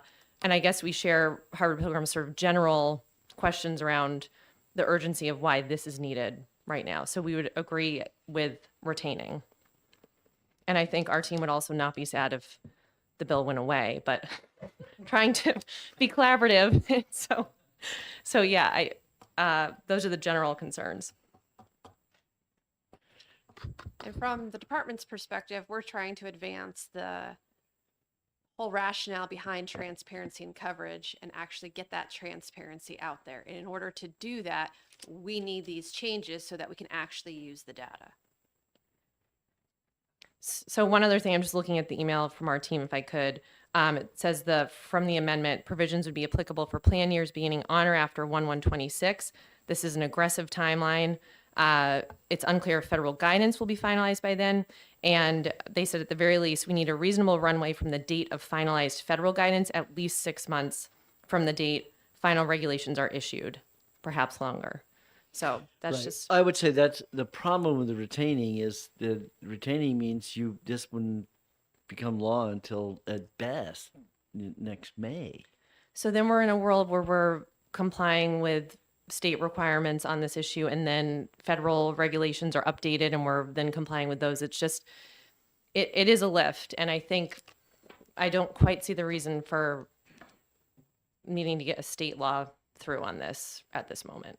So again, we did not have a lot of time to process. We've been talking to the department. I'm not trying to, same Right, so badges. that We haven't goes had a lot back of time to to look at my- the amendment. My saying the effective date should be when the act it takes effect for federally. It seems like the right answer. The federal statute requiring this has been in effect for a while.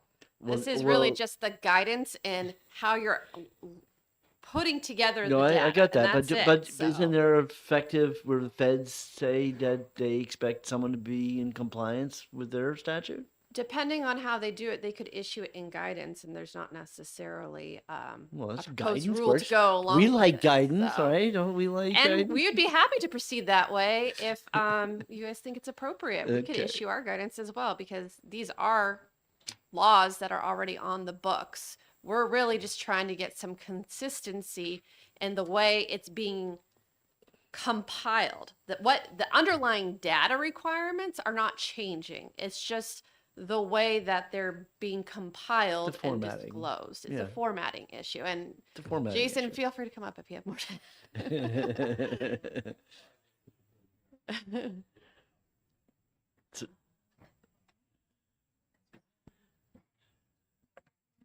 Thank you, Mr. Chair. Just a quick moment. Jason As, Director of Health Economics, New Hampshire Insurance Department. I work with the data, the claims data, indeed with the hospital price transparency data and the transparency and coverage data, two different domains from two Got it. different actors. I just wanted to comment, the carriers, we shared this important legislative endeavor with the carriers in late summer and they've had ample time to review that. We're not really hearing that much response from them until just recently, which concerns me. But the urgency part, I just wanted to address. This is part of the 2020 Consolidated Appropriations Act, and it's 2025 now, and there is no state thus far who's made any use of the insurer's transparency and coverage data. It's a different story compared to the same legislation at the same time for the hospital transparency, and there's a reason why, and it has to do with the lack of the guidance or the structure of the guidance for the formatting. And so what a shame to have rendered such important data for policymakers and our citizens to understand how much things cost for their health care, still not knowing because of a formatting issue. So the last thing I just wanted to comment on is the marginal cost of being compliant with the same standard that the federal government has essentially provided for. And even with the new standards, the amendment provides that the state law will follow along with that. So there'll be no new cost incurred because of new standardization. Rather, the fact that these data sets are already framed, the fixed cost of that endeavor is almost already endured. And so now it's just the variable cost, which is the small marginal cost. So I just didn't want the overstatement of the cost burden to be the lasting message, because I don't agree with that. This is an important endeavor for my role at the department's transparency work, for which we have a long-standing tenure Yes. for doing that. And now We've been pioneers of we're that. pioneers, and Okay. it's still not known Okay. to our consumers how much Okay, healthcare costs. I have now resolved it for Thank- myself. thank So here's my suggestion: is if I look on this back page, and it says applicability. The provisions of this subdivision apply for plan years beginning on or after January 1st of 2026. So even if we left in this language that the date says it takes effect upon passage, nothing's really happening yet until January 1, and where the data is now being uploaded. It has to be, you've got to be preparing to add data January 1st. So that means in the meantime, you're, unless you're going to put in pre-data before the January 1, I guess I'm not really worried about the effective date anymore, because the whole thing is January 1. So all they're saying is that you've got to take, the companies, I'm looking at you three, right? That you got to get your systems in place, how you're going to download the data, what you're going to do with it, but you don't have to do anything until January 1 anyways. All you have to do is be ready for it. Am I reading this wrong?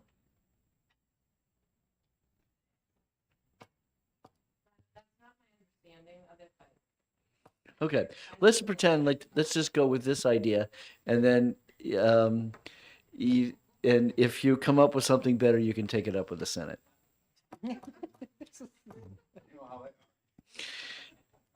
Especially when you were president. Yeah, at this point, I can't. I don't want to belabor this anymore. This is too painful, and I think that. Yeah, right. Well, compared to what we've been through already, yes. We could just say is, when you pick your poison, when's the right day, and like that. At the end of the day, the purpose is on both the federal and yours is that it's supposed to be ready to go January 1. That's what it says here to me. I mean, that's what I see the provision. So, I think we'll leave it just as it is.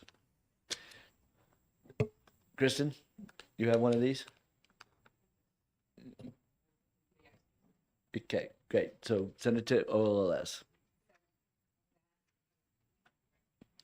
Last chance. Any other changes other than that? As is. I'll give you something to do to talk to the Senate about it. I'm sure they want to hear all these issues. Okay. I think we're done with healthcare, right?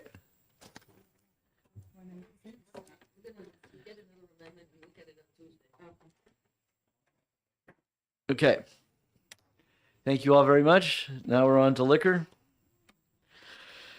Hopefully this will go quicker.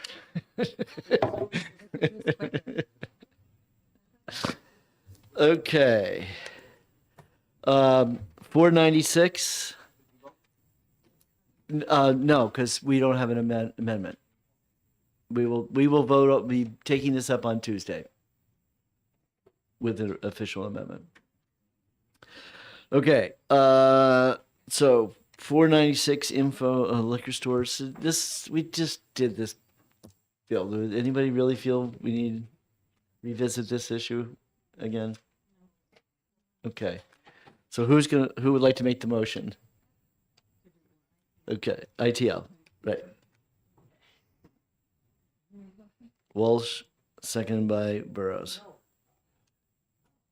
Oh, you want to make the motion?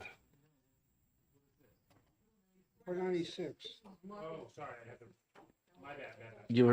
You were jumping the gun. So we're staying with Walsh? This is the one that we did. I take back my statement. What's that? Okay, well, Representative Walsh did it. Thank you. Right, you're still on it because otherwise Representative Miles will do it if you want to give it. Okay, also a different one. Okay. Okay, if the motion is ITL, Representative Walls, second by Representative Burrows, of 496. Any discussion on the motion? Seeing none. All those in favor, raise their hand. 1, 2, 3, 4, 5, 6. And how many people are on? Yeah, who's on this? This is. 26 Walsh, Post, Hunt, Burrows, Sullivan. Yeah, you're right. We got 7 all. Okay. All right. So that was Representative Walls, second by Representative Burrows. Oh, what is the vote to come out to be? We are 7. 7 to zip. Yep. Well, all I know is that all 7 people were in the room, so I'm just going to count them at this point. That's why they have a house clerk, because you can't expect the speaker to count. Okay. All right. Next one is 529. Oh, this is make a motion. This is okay. So yeah, I actually was talking to the sponsor, and I suggested just because this needs to be amended and that hasn't been done, we haven't had a chance to do it. No. Could we retain it and come back to it in the fall? And it definitely would work on it because I'm interested in this. But I'm always good for retaining. Okay. This is 529. 529. Because each piece is going to take a lot of. It takes some work, and we don't have time to do it before. A lot of naval contemplation. Mm-hmm.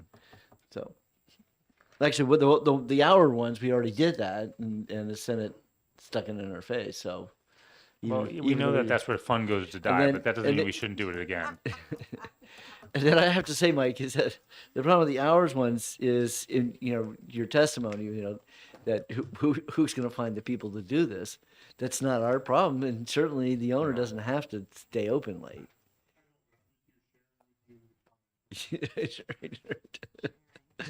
Thanks for sharing. Okay, so we're going to retain. The motion is to retain. Any discussion on the motion? All those in favor, raise your hand. 1, 2, 3, 4, 5, 6, 7, 0. Priscilla, you're right. Who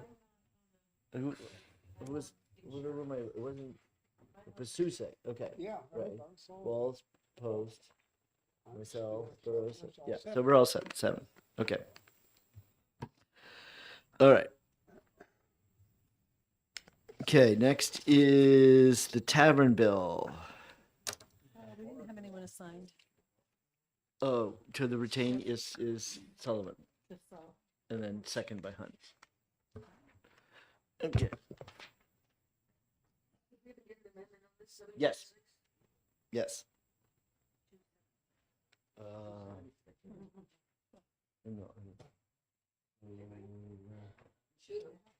Yeah. We were supposed to get an amendment, weren't we? Okay, There- here it there is. one? Oh, Yes. he has it. I got it right here in my paws. Okay. So I think that's probably not going to be enough here. I'll give you another 1 or 2.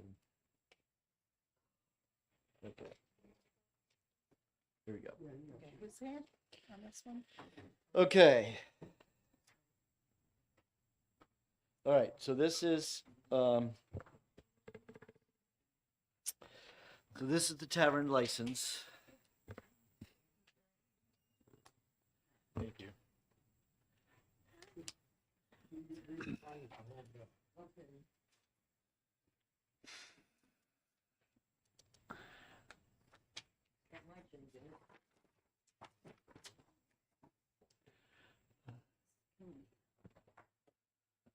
Okay, so we start out with Roman numeral 1. The commission may issue a tavern license in any town which has voted to accept the provisions. Now, the reason why this is important is because we're going to be lifting this concept and put it in other places. So, what are you asking me? Did it go down this way? Yeah, yeah. Everybody's got the copy, right? Okay. Yep. And then the rest of the language is pretty standard of licenses.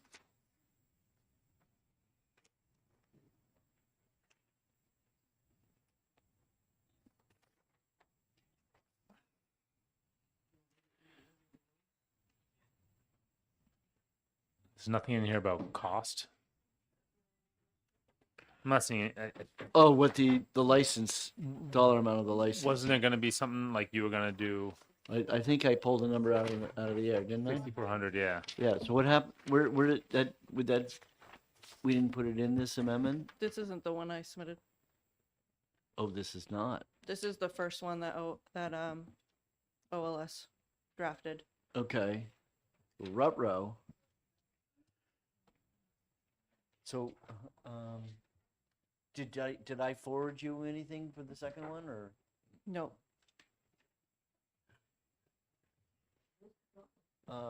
Evidently, this is the wrong amendment. Kristen, do you see any other?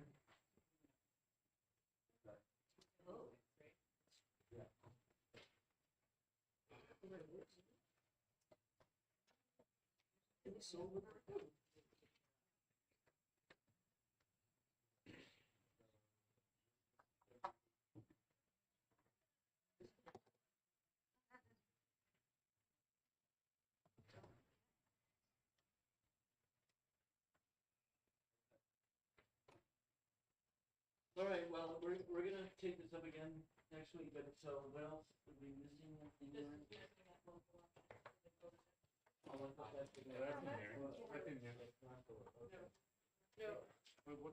So to clarify, Six, correct. So the number one, the 663.5 is if the town allows liquor licenses. So that's standard in all liquor license RSAs, because that just says the town is going to allow alcohol to be sold in their town.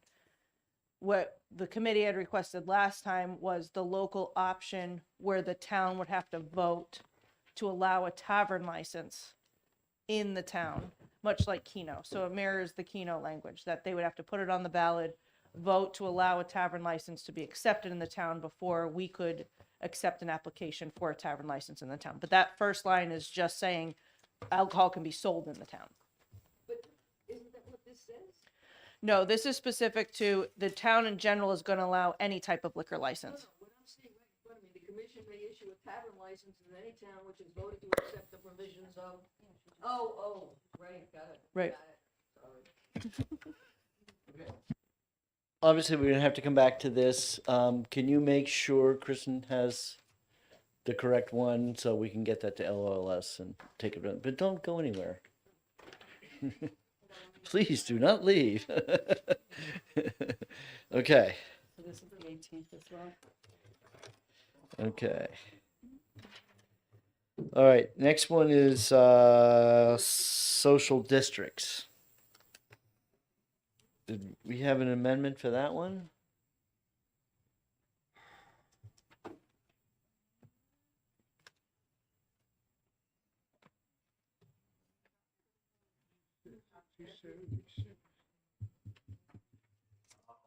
We're 67 now, right? There was a typo. Keno was still in it. Okay, so do you have an amendment number, or did?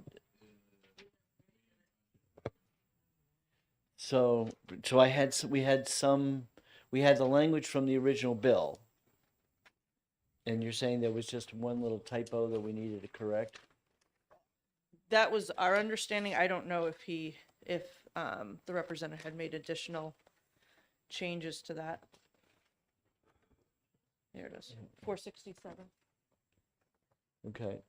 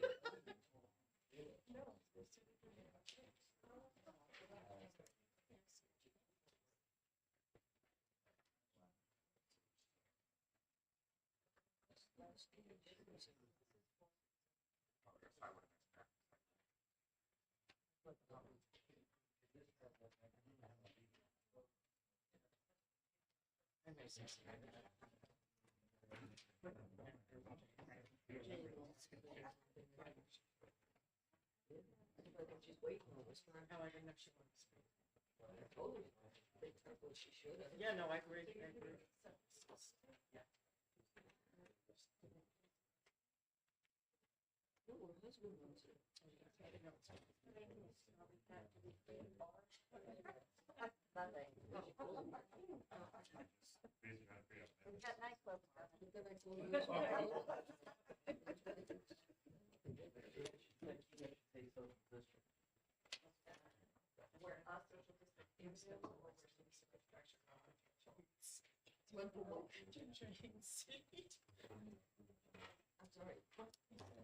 a picture of your, who's on this?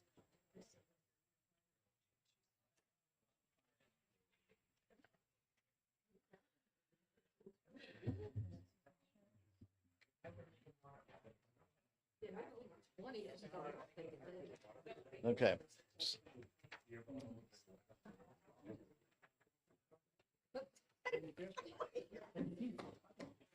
Okay. So now,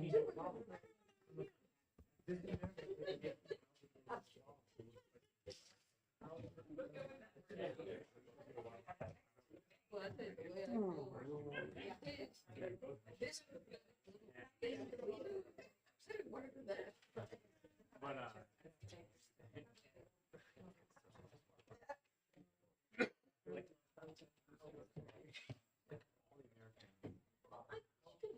that you don't want to be one. I haven't told him no. I gotta go see if I can get them.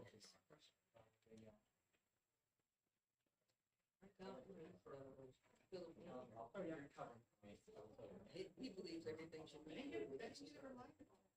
he says, that's how my husband is.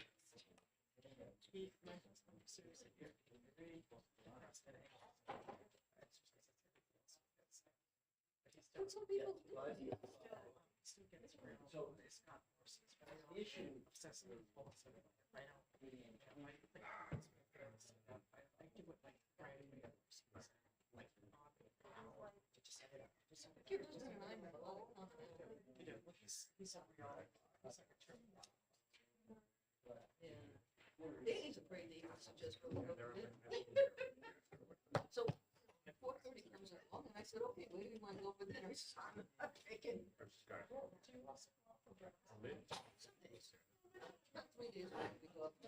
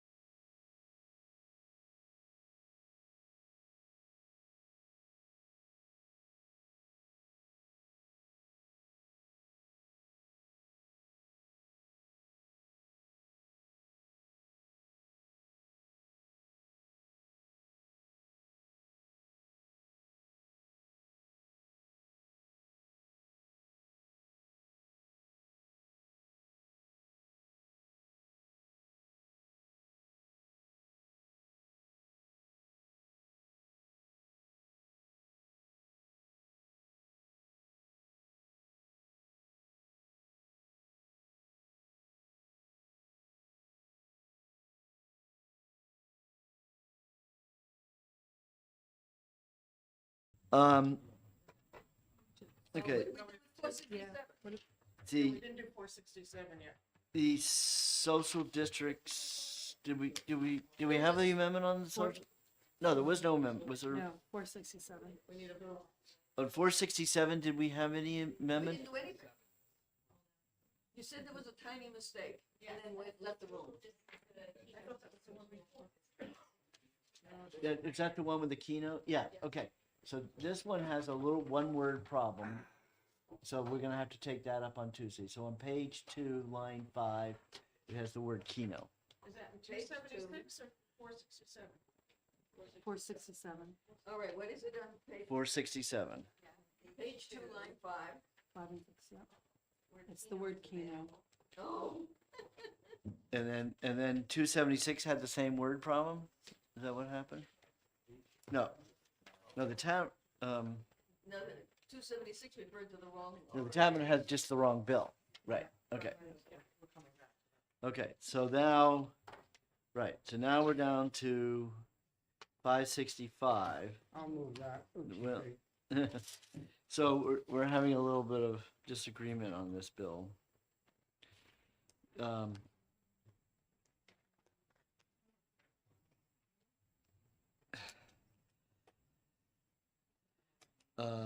Because my memory was we were that if you were going to sign someone in, they had to be a relative. That's my memory. You discussed it. Family or a relative. Obviously, the commission's pointing out that somewhat enforceable problem. We said family members. Oh, so I did right. Okay. The person who is Quote, and a family member, unquote. a family member.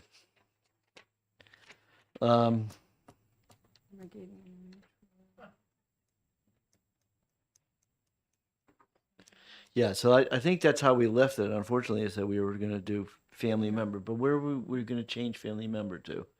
Unless it was at least 21-year-old Also had this note. in the club, and unless who has signed in the minor family member, minor or minors into the club and listed their age.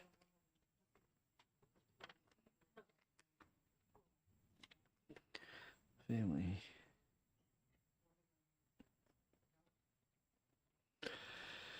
Okay, so we do have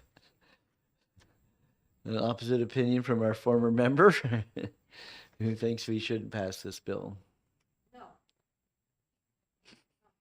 You want to get up and say something? Yeah, well, you can sit over here. No, you guys stay right there. In the old days, we used to just, hold together, but it's all about the microphones now, so. Thank you for allowing me to speak. Introduce yourself. Jane Bollier, former state rep. Sorry about the gum, but anyway, the reason why you do not want children into a social club, number one, they watch their parents drink all night long, because oftentimes when people go to social clubs, they're there all night and their kids are there with them all night, and then they drive home drunk with their kids. Another reason, smoking. You don't want a child in a room full of smoke for 2 or 3 hours.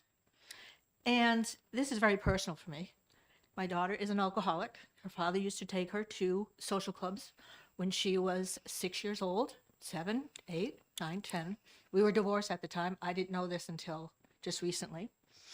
So she would drink at the club because her father wanted her drunk, and they were drinking. So it's absolutely ridiculous that you would allow a child to be in a social club.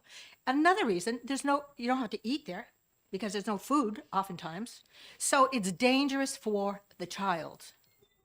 And no, there's no good reason to have someone 6, 7, 8 years old, which they could be reading this bill, in a social club watching their parents drink and smoke, and then driving home with them drunk. That's absolutely not being responsible as a state legislator to pass this bill. So please don't. Thank you. So you can smoke in these clubs? Yeah.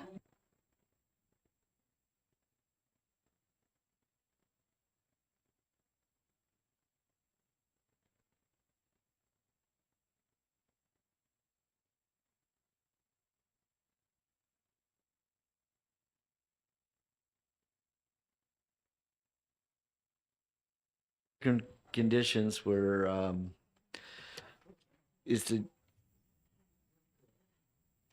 sign in minor one in the club. But then they said, persons, notwithstanding, so persons under the age of 21 shall be allowed in rentable rooms approved by the commission when beverage spells. So they're raising the age in these side rooms, like you're saying, the ballrooms, right? No, those aren't age restricted at the moment. So in a social club, you have the canteen. The canteen is the members only portion of the club.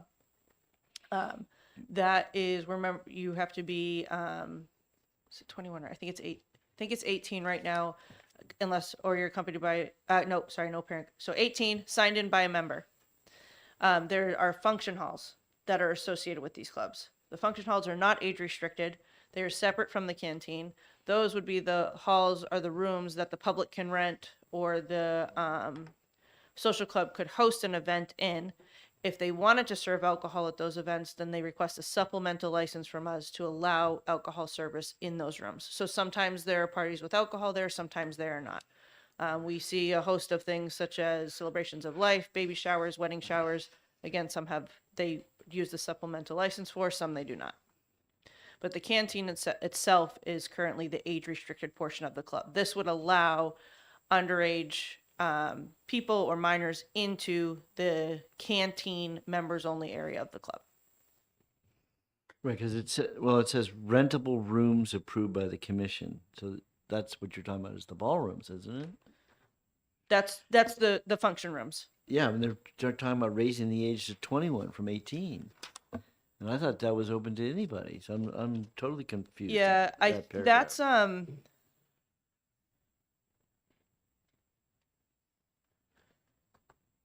persons of the age of 21. Yeah, on that one they're going the opposite way. Yeah, that's because what I they're was- already allowed in there. Yeah. Holy So moly. right now the canteen is 18 plus. And members only. Right. And the Okay, rentable rooms should are allowing persons under the age of 18 are allowed in rentable rooms. That's the statute as it is right now. Okay, all right, there it is.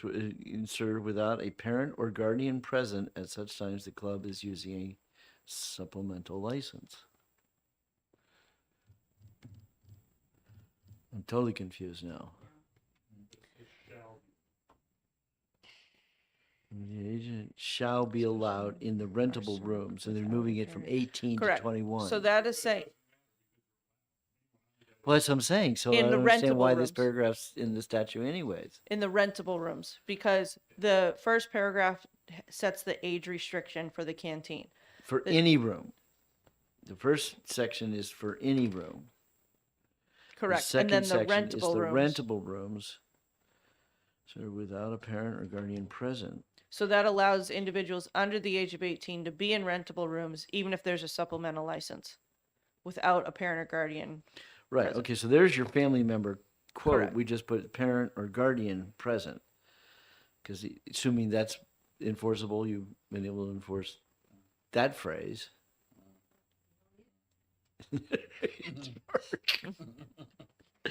Okay.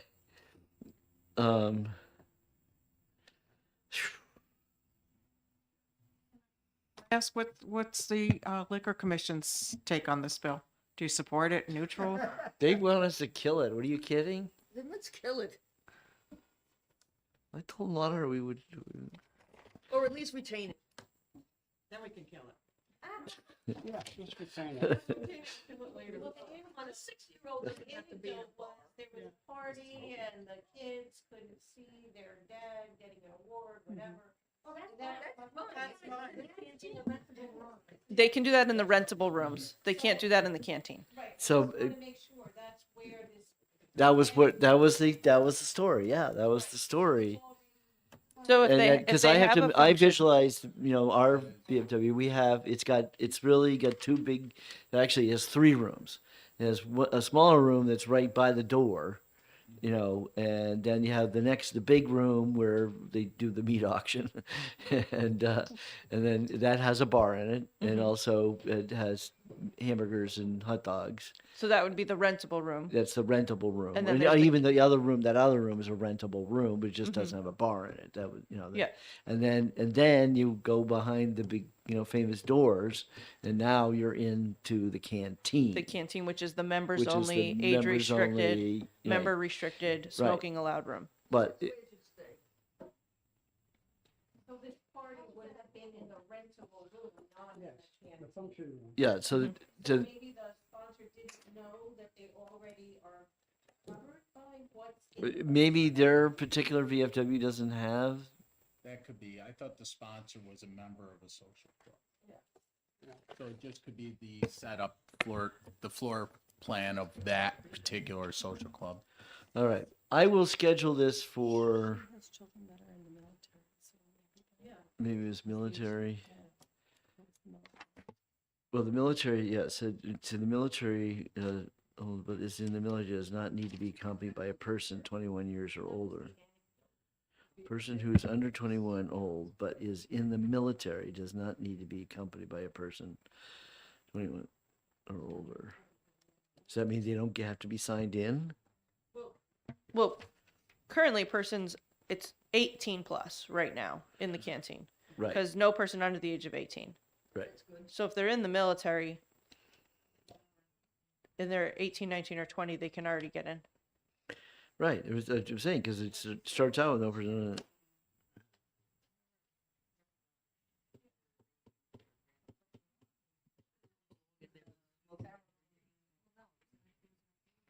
Well, a lot of them have actually banned smoking. A lot of them have banned smoking. We're just trying to figure out what to do with this bill. Can we retain it? All right, we'll just retain it. I'll move it. All right, Representative Tusek moves to retain, seconded by Representative Burrows. Just too much verbiage in here. Okay, any discussion on the motion? All those in favor say aye. Aye. 1, 2, 3, 4, 5, 6, 7. Zip. All 7. Okay, We're done. we're done. Plans for next week? So next week, we will, Tuesday, we'll have subcommittees. And then Wednesday, what I'll try to do is schedule everything into Tuesday morning. And that way, if there's any hiccups, we can do in Tuesday afternoon. You'll get it done. But Wednesday morning is we're gonna exec them all. Yeah, Tuesday, Wednesday, and then Thursday. Wednesday morning, and that technically leaves us Wednesday afternoon if we're really if we have an ambulance crash. So Tuesday will be subcommittees. Wednesday mornings exec session. So if you're not going to be able to make the Wednesday morning exec session, please let us know as soon as possible so everybody can be replaced. Okay.